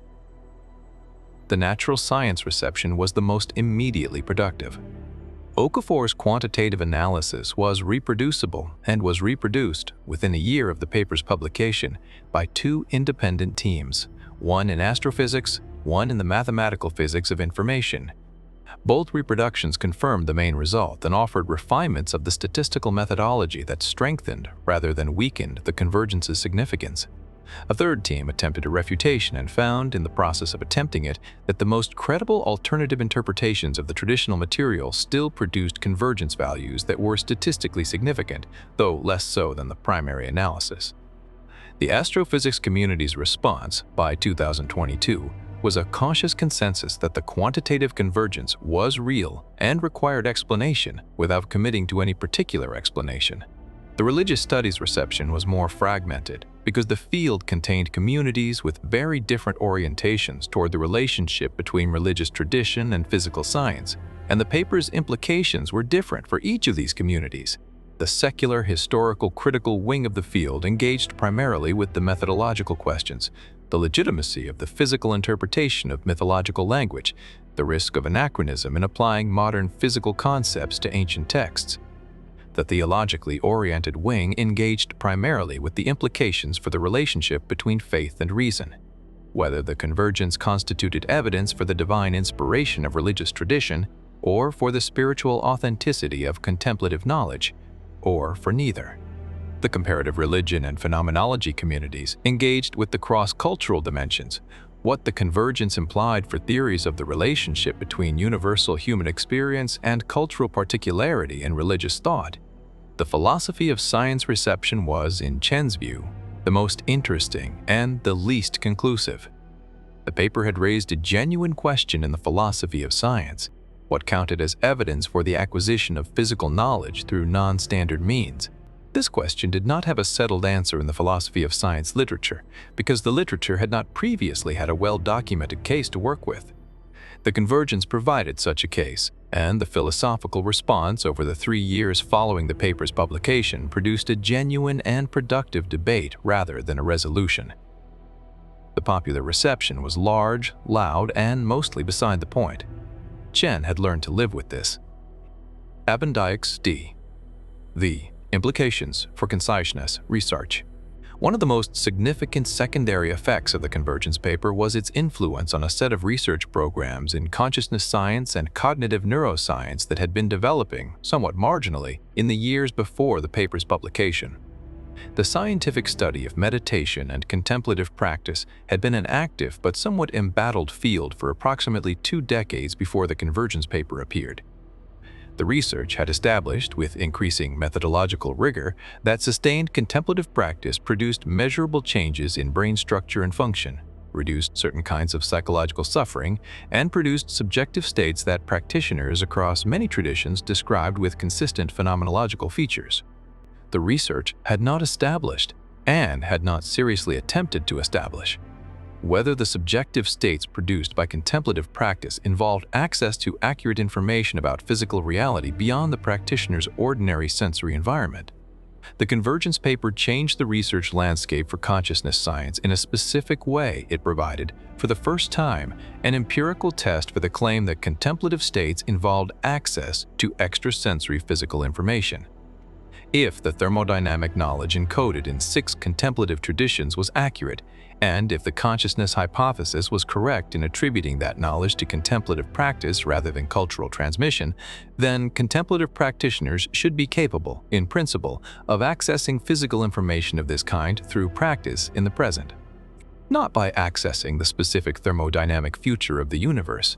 That would require interpreting a long and complex signal with the right conceptual framework, which the ancient practitioners had done by encoding it in tradition rather than articulating it explicitly, but by demonstrating, in experimental conditions, that their subjective state involved some form of access to physical information not available through ordinary sensory channels. This was a testable hypothesis. It was not easily tested. The methodological challenges were significant, and the risk of experimenter bias in a research area this close to the intersection of science and religious belief was acute. But it was testable in principle, and several research groups had, by 2022, begun designing experiments intended to test it. None had produced results as of the writing of this account. The experiments were ongoing. The theoretical implications for consciousness science were significant, independent of the experimental outcome. The consciousness hypothesis required that contemplative states involve access to a physical channel, some mechanism by which the brain in a specific functional state could receive information about the physical world that was not available through ordinary sensory channels. This requirement was a constraint on theories of consciousness. It ruled out theories in which consciousness was entirely generated by the brain's processing of sensory input without any channel for physical information from outside the brain's sensory periphery. The question of whether any current theory of consciousness was consistent with this requirement was an active research topic in the 3 years following the paper's publication. The answer, by 2022, was that certain interpretations of the quantum theories of consciousness, most notably the Penrose, Hameroff, orchestrated objective reduction theory, which proposed that quantum processes in neuronal microtubules were relevant to conscious experience, were potentially consistent with the consciousness hypothesis in the sense that they did not obviously exclude the possibility of information channels beyond ordinary sensory input. This was not a confirmation of the consciousness hypothesis. It was the establishment that the hypothesis was consistent with at least one serious theory of consciousness, which was a prerequisite for taking it seriously as a scientific hypothesis rather than dismissing it as incompatible with what was known about the brain. The deeper question, whether the universe's thermodynamic future was accessible to human consciousness operating in specific states, and if so, how, remained open. It was, in the assessment of the researchers working on it, one of the most interesting open questions in science. Not the most immediately tractable, not the most practically important, but one of the most interesting in the sense of pointing toward something genuinely unknown about the relationship between mind and matter that no current theory had adequately explained. Chen, who was not a consciousness researcher and who had arrived at this question from a completely different direction, found the research community's engagement with it both gratifying and slightly overwhelming. She had set out to write a paper about cross-cultural eschatology. She had ended up at the frontier of consciousness, science, cosmology, and the philosophy of knowledge simultaneously. This was not what she had planned. She had decided, some years ago, to stop planning and start following. The evidence kept leading somewhere. She kept following it. The question of the universe's thermodynamic future was settled, as far as modern physics could settle it. The question of how the ancient traditions knew about it was not settled and might not be settled in her lifetime. But the question was alive in a way it had not been before. Researchers were working on it. Arguments were being made and evaluated. The scientific community that had categorically ignored the contemplative tradition's physical claims was now, at least in corners and peripheries, taking them seriously as empirical phenomena whose explanation was not obvious. This was enough. For now, this was enough. The universe had waited 13.8 billion years for someone to put the pieces together. It could wait a little longer for someone to explain how the pieces got scattered in the first place. Appendix E. What the traditions said about why they knew. One of the features of the 6 traditions that Chen had not initially focused on, but that became increasingly significant as the project developed, was the traditions' own accounts of how they had come to possess their cosmological knowledge. Each tradition contained, embedded within or alongside the eschatological material itself, some account of the knowledge's origin, an explanation, in the tradition's own terms, of where the information came from and why the tradition was in a position to transmit it. These origin accounts had generally been treated by religious studies scholarship as theological claims rather than historical ones, as ways of legitimating the tradition's authority rather than as accurate descriptions of the transmission history of its knowledge. The standard scholarly move was to note the origin account, place it in its theological context, and proceed to analyze the tradition's content without taking the origin account literally. The convergence changed the relevance of these origin accounts.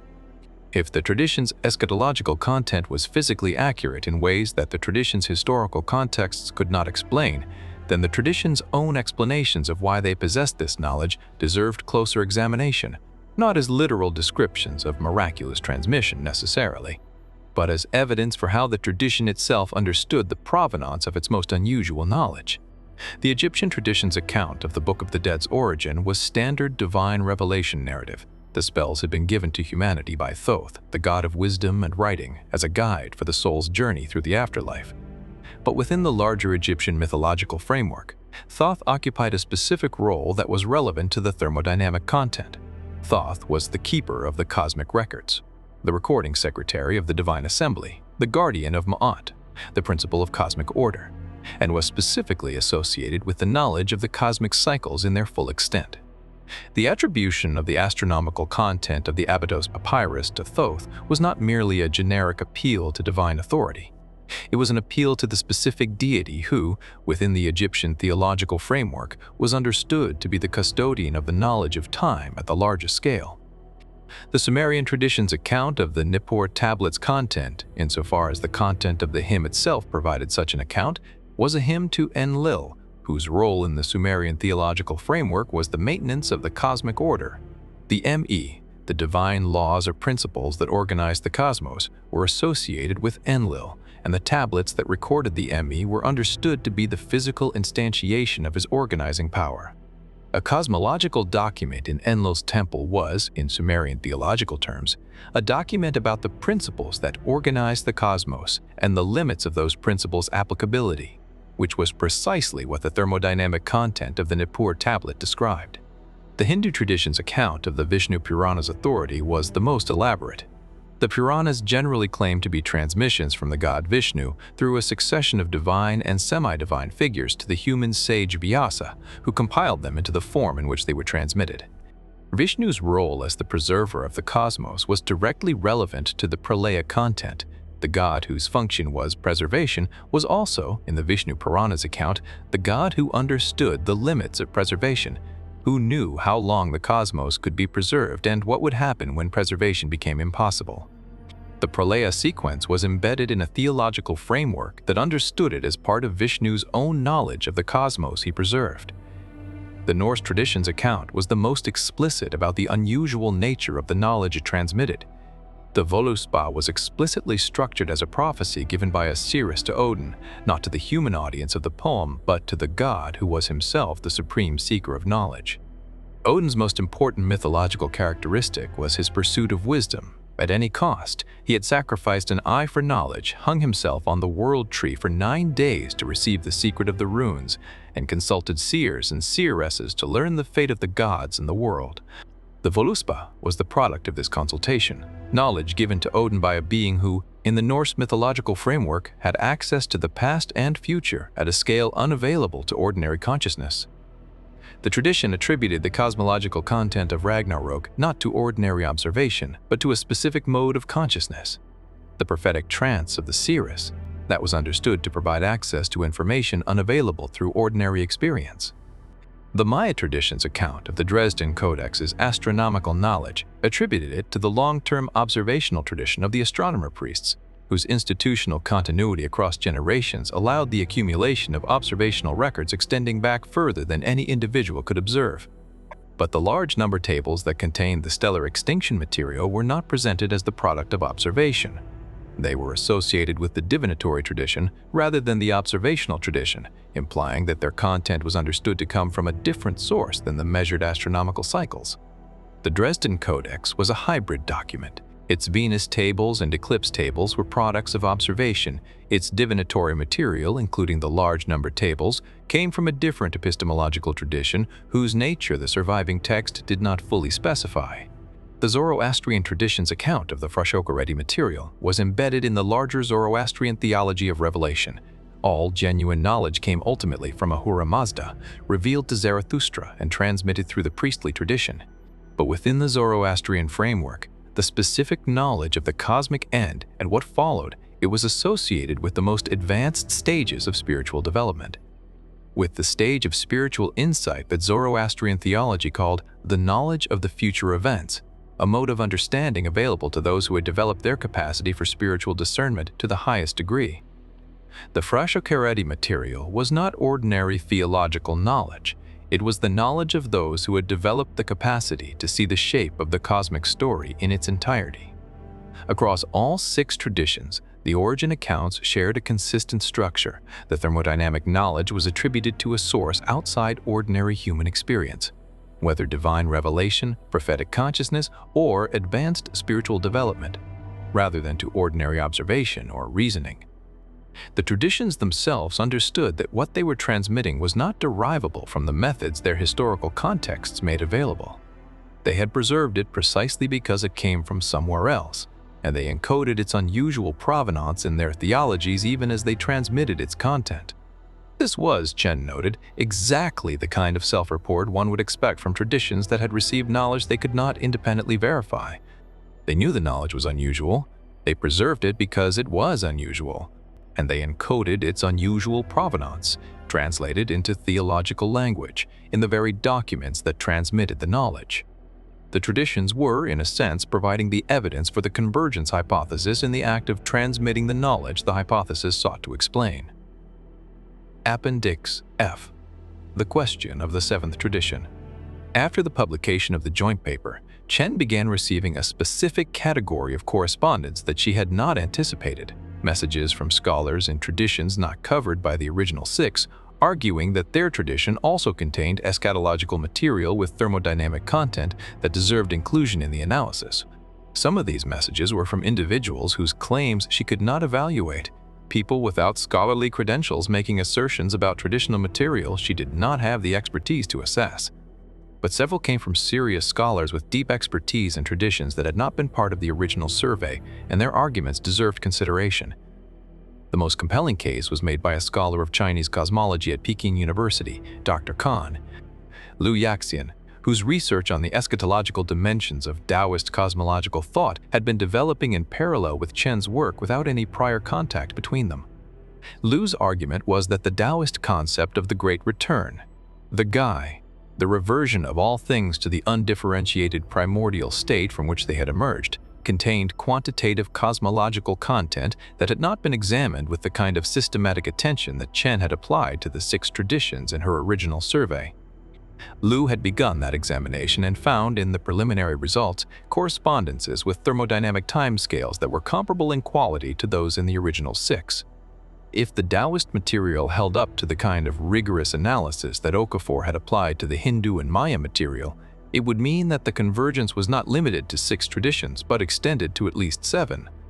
And if the convergence extended to seven, the question of whether there was a cultural boundary to its extent became more pressing. Were there traditions that did not contain the thermodynamic content? If so, what distinguished the traditions that contained it from the traditions that did not?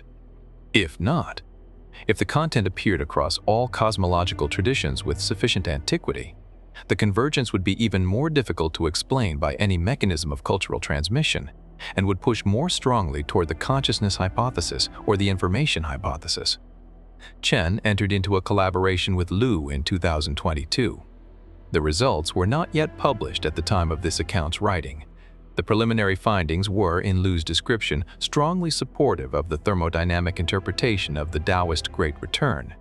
In Chen's description, they were consistent with the broader convergence, without being as precisely quantifiable as the Hindu and Maya material.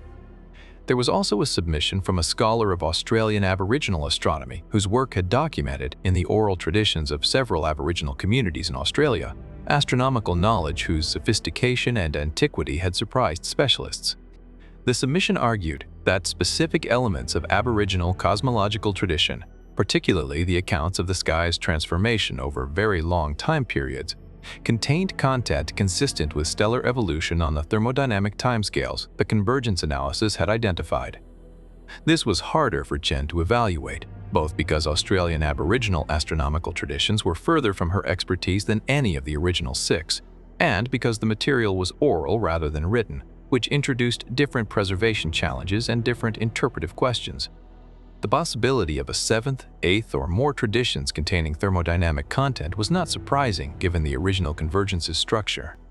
If the knowledge had been transmitted to multiple traditions by a common source, the transmission hypothesis, the source's reach might have been wider than the original six traditions suggested. If the knowledge was accessible through contemplative practice, the consciousness hypothesis, there was no reason it would be limited to six traditions, since contemplative practice was universal. If it was embedded in the structure of reality itself, the information hypothesis, it would be universally accessible in principle, and its occurrence in six traditions would be the lower limit of a distribution that extended across all traditions with the relevant depth of cosmological inquiry. The convergence had begun as a comparison of six. It was becoming, as the secondary literature developed and as scholars in traditions not covered by the original survey began applying its methodology to their own material, a framework for understanding a much broader phenomenon. The question was no longer whether six ancient traditions had independently encoded thermodynamic knowledge of the universe's future. The question was how widespread the encoding was and what that distribution implied about the mechanism by which the encoding had occurred. Chen had set out to write a survey paper. She had ended up launching a research program that would outlast her career. This was not unusual for significant discoveries. It was, in fact, the definition of a significant discovery, one whose implications exceeded what the discoverer had the time and capacity to explore. The convergence was significant in this sense. It had generated more questions than it had answered. The questions were better than the answers would have been. The universe had been encoding its thermodynamic future in human tradition for as long as human tradition had existed. The project of reading what the universe had written, of decoding the eschatological content of the world's cosmological traditions and comparing it to what modern physics had independently established, was the most ambitious reading project in the history of scholarship. The reading had barely begun. The text was very long. There was time. Appendix G. A meditation on deep time and human meaning. The physicist Richard Feynman once said that physics was like sex. Sure, it may give some practical results, but that is not why we do it. What Feynman meant was that the deepest motivation for scientific inquiry was not utility but wonder. The irreducible human desire to understand the world as it actually is, regardless of whether the understanding produced anything immediately useful. This motivation was present in the ancient traditions that encoded the thermodynamic future of the universe, just as surely as it was present in the modern physics that confirmed the encoding. The desire to understand the shape of everything, including the shape of everything's ending, was not peculiar to modern science. It was as old as human thought. But the ancient traditions had something that modern science, in its characteristic mode, did not: a direct connection between the cosmological knowledge and the question of how to live. For the Egyptians, the knowledge of the universe's thermodynamic future was embedded in a funerary text whose purpose was preparation for death. The individual's death, not the universe's. The cosmological and the personal were not separate domains of inquiry. The largest scale and the smallest scale were related by the principle that the same wisdom that illuminated one illuminated the other. Understanding the cooling of the universe was part of understanding the cooling of the self. Understanding the dissolution of all ordered things was part of understanding the dissolution of the individual identity that experienced itself as a stable, bounded thing in the world. This integration of the cosmological and the personal was not a failure of analytical rigor. It was a different kind of rigor, the rigor of a tradition that insisted on making its cosmological knowledge existentially relevant, that refused to allow the knowledge of the universe's deep future to float free of its implications for the individual consciousness that held the knowledge. Modern science had produced cosmological knowledge of extraordinary depth and accuracy without, generally, insisting on its existential relevance. The knowledge of the heat death was available to anyone who read the relevant astrophysics papers. What one was supposed to do with the knowledge, how it should affect the way one lived and thought and valued, was a question that science generally left to individual interpretation. The ancient traditions had not left it to individual interpretation. They had built the existential implications into the structure of the knowledge itself in a way that made the cosmological and the personal inseparable. The Egyptian who studied the imperishable stars was not merely learning astronomy. They were learning a way of understanding their own impermanence and the impermanence of the stars as aspects of the same fundamental reality. The Hindu practitioner who contemplated the PRALAYA was not merely learning cosmology. They were developing a perspective from which the dissolution of the individual self and the dissolution of the universe were illuminated by the same understanding. The Norse practitioner who internalized the RAGNARÖK sequence was not merely learning mythological narrative. They were developing an orientation toward inevitable endings, their own, their communities, the gods, that allowed them to act fully and without flinching in the knowledge that everything would end. This was the wisdom that the thermodynamic content was embedded in, not just the knowledge of what would happen, the wisdom of how to hold that knowledge without being undone by it, how to live fully and with engagement and with care in the knowledge that everything was temporary, that the stars were temporary, that the universe was temporary. That temporary was not a diminishment, but the fundamental condition of everything that existed, and that the appropriate response to it was not despair but attention. Chen had arrived at this understanding slowly over the decade of her work on the convergence. She was a scholar, not a contemplative. She had not developed the thermodynamic knowledge through meditative practice but through archival research. But the knowledge had the same effect on her as the tradition suggested it had on the practitioners who received it through other means. It changed her relationship to time. Not abstractly, but practically. She noticed what she was doing more carefully. She attended more fully to the conversations she was in, to the students she was teaching, to the problems she was working on. Not because she had become sentimental or anxious about mortality, but because the knowledge of the universe's deep future had given her the kind of accurate proportion that the tradition said it was supposed to give, the sense of where the present moment was located in a story of extraordinary duration, and therefore of how much the present moment mattered as the only place where anything was actually happening. The universe was going to end. Not soon. Not in any sense that was relevant to any human action or any human concern. But it was going to end in the specific and detailed and physically understood way that the convergence analysis described. And this was not a tragedy. It was simply the shape of the story. A story did not become less real or less meaningful because it had an ending. The ending was part of what made it a story rather than a description of something that continued indefinitely without resolution. The universe had a resolution.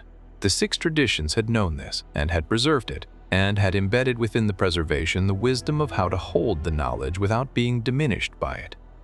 The universe was aware of itself through human consciousness, and human consciousness was aware of the universe's ending, and the awareness was not cause for despair, but for the particular form of clarity that comes from knowing the whole shape of a thing. The end of time was written in 6 languages. It said the same thing in all of them. Not that everything was pointless because everything ended. That everything was precious because everything was real and happening and temporary in the way that only real things are temporary. Not fictional things, not abstract things, but things that actually exist and therefore actually end. The heat death of the universe was not an argument against caring about anything. It was the most powerful argument available for caring about everything. This was the message encoded in the manuscripts. This was what they had been waiting in their 6 traditions to say. Not the thermodynamic facts, as important as those facts were. The wisdom that knowing the thermodynamic facts, in the tradition's own understanding, was supposed to produce. The universe is ending. We are here now. These are not 2 separate facts. They are one fact seen from 2 angles. And the appropriate response to that one fact is the same as the response that every tradition in the convergence ultimately recommended: to be present, to be attentive, to act with the full understanding of what you are and where you are in the story, and to contribute whatever you can to the brief, improbable, extraordinary interval in which minds like yours exist, and the universe knows itself through you. The rest is time. There is plenty of it. The question is what you do with the part you have. Appendix H. On the collaboration between Chen and Okafor. The collaboration between a comparative religion scholar and a cosmological physicist was not a natural one by the conventions of either discipline, and it is worth documenting how it worked, because the working method was itself a product of the project's unusual character, and because it produced a methodology that subsequent interdisciplinary work on the convergence has drawn on. Chen and Okafor first met in person in November 2020, a month after Okafor's initial email. The meeting was scheduled for 2 hours and lasted 8. They spent the first hour establishing what each of them actually knew, not their credentials or their publication lists, but the specific knowledge each had that was relevant to the problem and the specific knowledge each lacked. This process required from both sides a kind of intellectual honesty that professional academic culture did not always encourage, a willingness to say specifically what one did not understand, what one was uncertain about, what one was taking on faith from the other's expertise. Okafor did not know, specifically, enough about the history and methodology of religious studies to evaluate whether the conceptual translation process Chen had used was defensible by the standards of her discipline. Chen did not know, specifically, enough about modern astrophysics to evaluate whether the physical interpretations she had applied to the traditional material were technically correct. Each was dependent on the other for a core component of the project's validity. They developed, over the first 3 months of their collaboration, a protocol for managing this mutual dependence. Each major interpretive move, Each identification of a traditional concept with a physical referent, each assignment of a numerical value to a physical process, was documented in a shared working paper that laid out the reasoning for the move explicitly and identified the expertise required to evaluate it. Moves that required religious studies expertise were marked for Chen's evaluation and justification. Moves that required physical expertise were marked for Okafor's evaluation and justification. Moves that required both were discussed jointly until both were satisfied or until the uncertainty was explicitly acknowledged. This protocol produced a document trail of unusual transparency. The working paper, which ran to over 300 pages by the time the joint paper was submitted, showed every interpretive decision and every uncertainty in the project's development. Chen and Okafor made a version of the working paper available to reviewers of the joint paper, which was unusual in the context of academic publication, but which they considered essential for the kind of claim they were making. The reviewers who engaged with it seriously found it valuable. Some found it overwhelming. The published paper was, in some respects, a much simplified version of a much messier process. The collaboration produced, beyond the joint paper, a shared understanding of the project that neither had had at the beginning. Chen came out of it with a significantly improved understanding of the astrophysics of the universe's long-run evolution, not at the level of a research physicist, but at the level of someone who understood what the calculations were doing and what their uncertainties were. Okafor came out of it with a significantly improved understanding of the methodology of comparative religion and the history of the traditions involved, not at the level of a historian of religion, but at the level of someone who could engage productively with specialists in the field and assess the quality of the arguments they made. Both found the collaboration personally as well as intellectually productive. They had expected the project to be difficult and uncomfortable. Two scholars trained in very different disciplines with very different standards and very different assumptions about what knowledge was, working on material that neither could fully evaluate on their own. What they found was that the difficulty and discomfort of the collaboration were themselves informative. The places where their frameworks conflicted most sharply were the places where the deepest questions lived. The disagreements were not obstacles to understanding. They were the understanding, or the beginning of it. Okafor described the collaboration, in an interview after the joint paper's publication, as the most intellectually productive experience of his career. He had spent 30 years working at the frontier of cosmological physics, doing genuinely difficult work on genuinely hard problems, producing results that his community recognized as significant. The collaboration with Chen had produced something different, not just difficult work on hard problems, but work whose implications exceeded the boundaries of any single discipline and whose personal meaning exceeded the professional significance of even the most successful research within a discipline. He had not expected, at 57, to encounter a scientific question that felt genuinely new in this sense. He was grateful for it, in a way that he found slightly surprising to admit. Chen's description was simpler.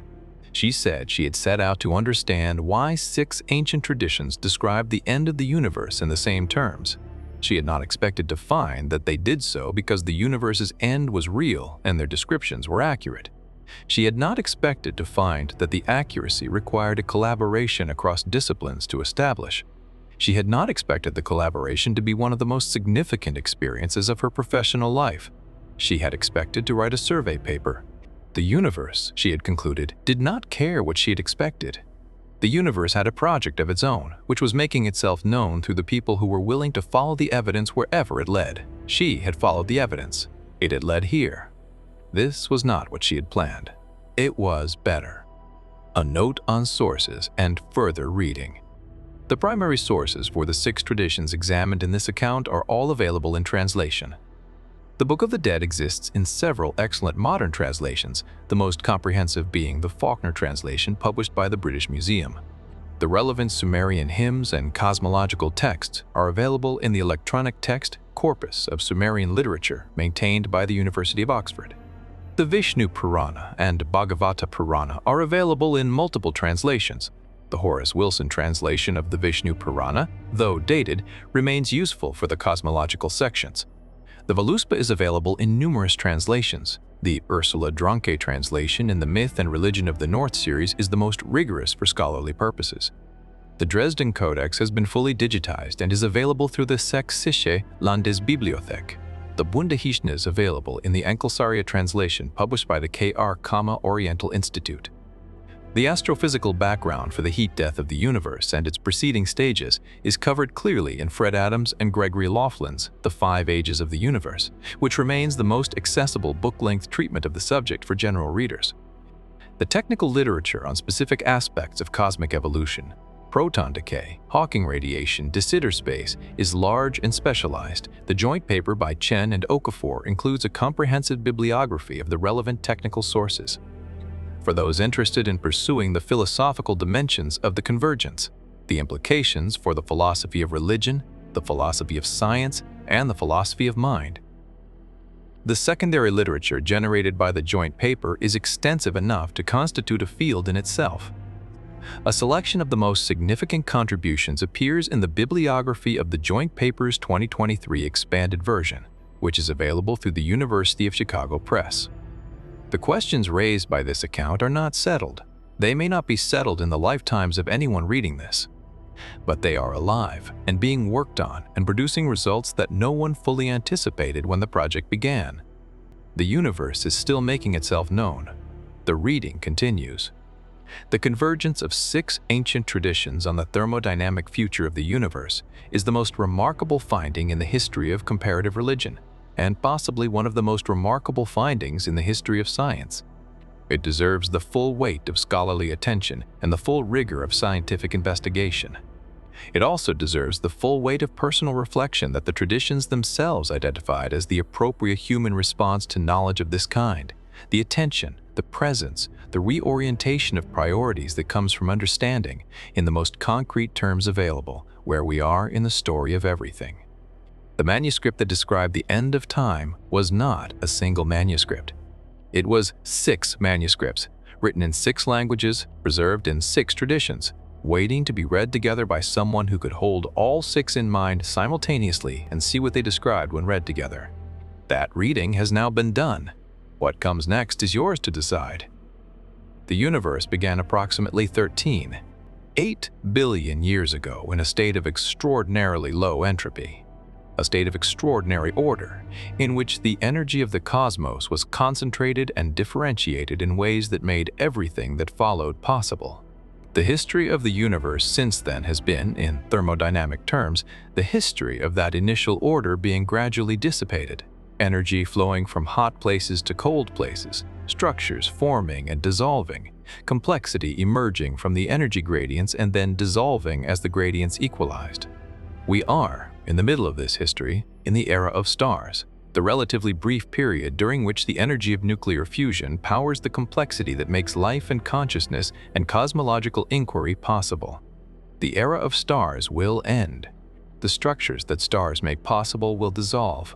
The universe will reach, after a span of time that exceeds the current age of the universe by more orders of magnitude than the human mind can meaningfully compass, the state of maximum entropy from which, in the quantum fluctuations of the de Sitter phase, new pockets of order may eventually emerge.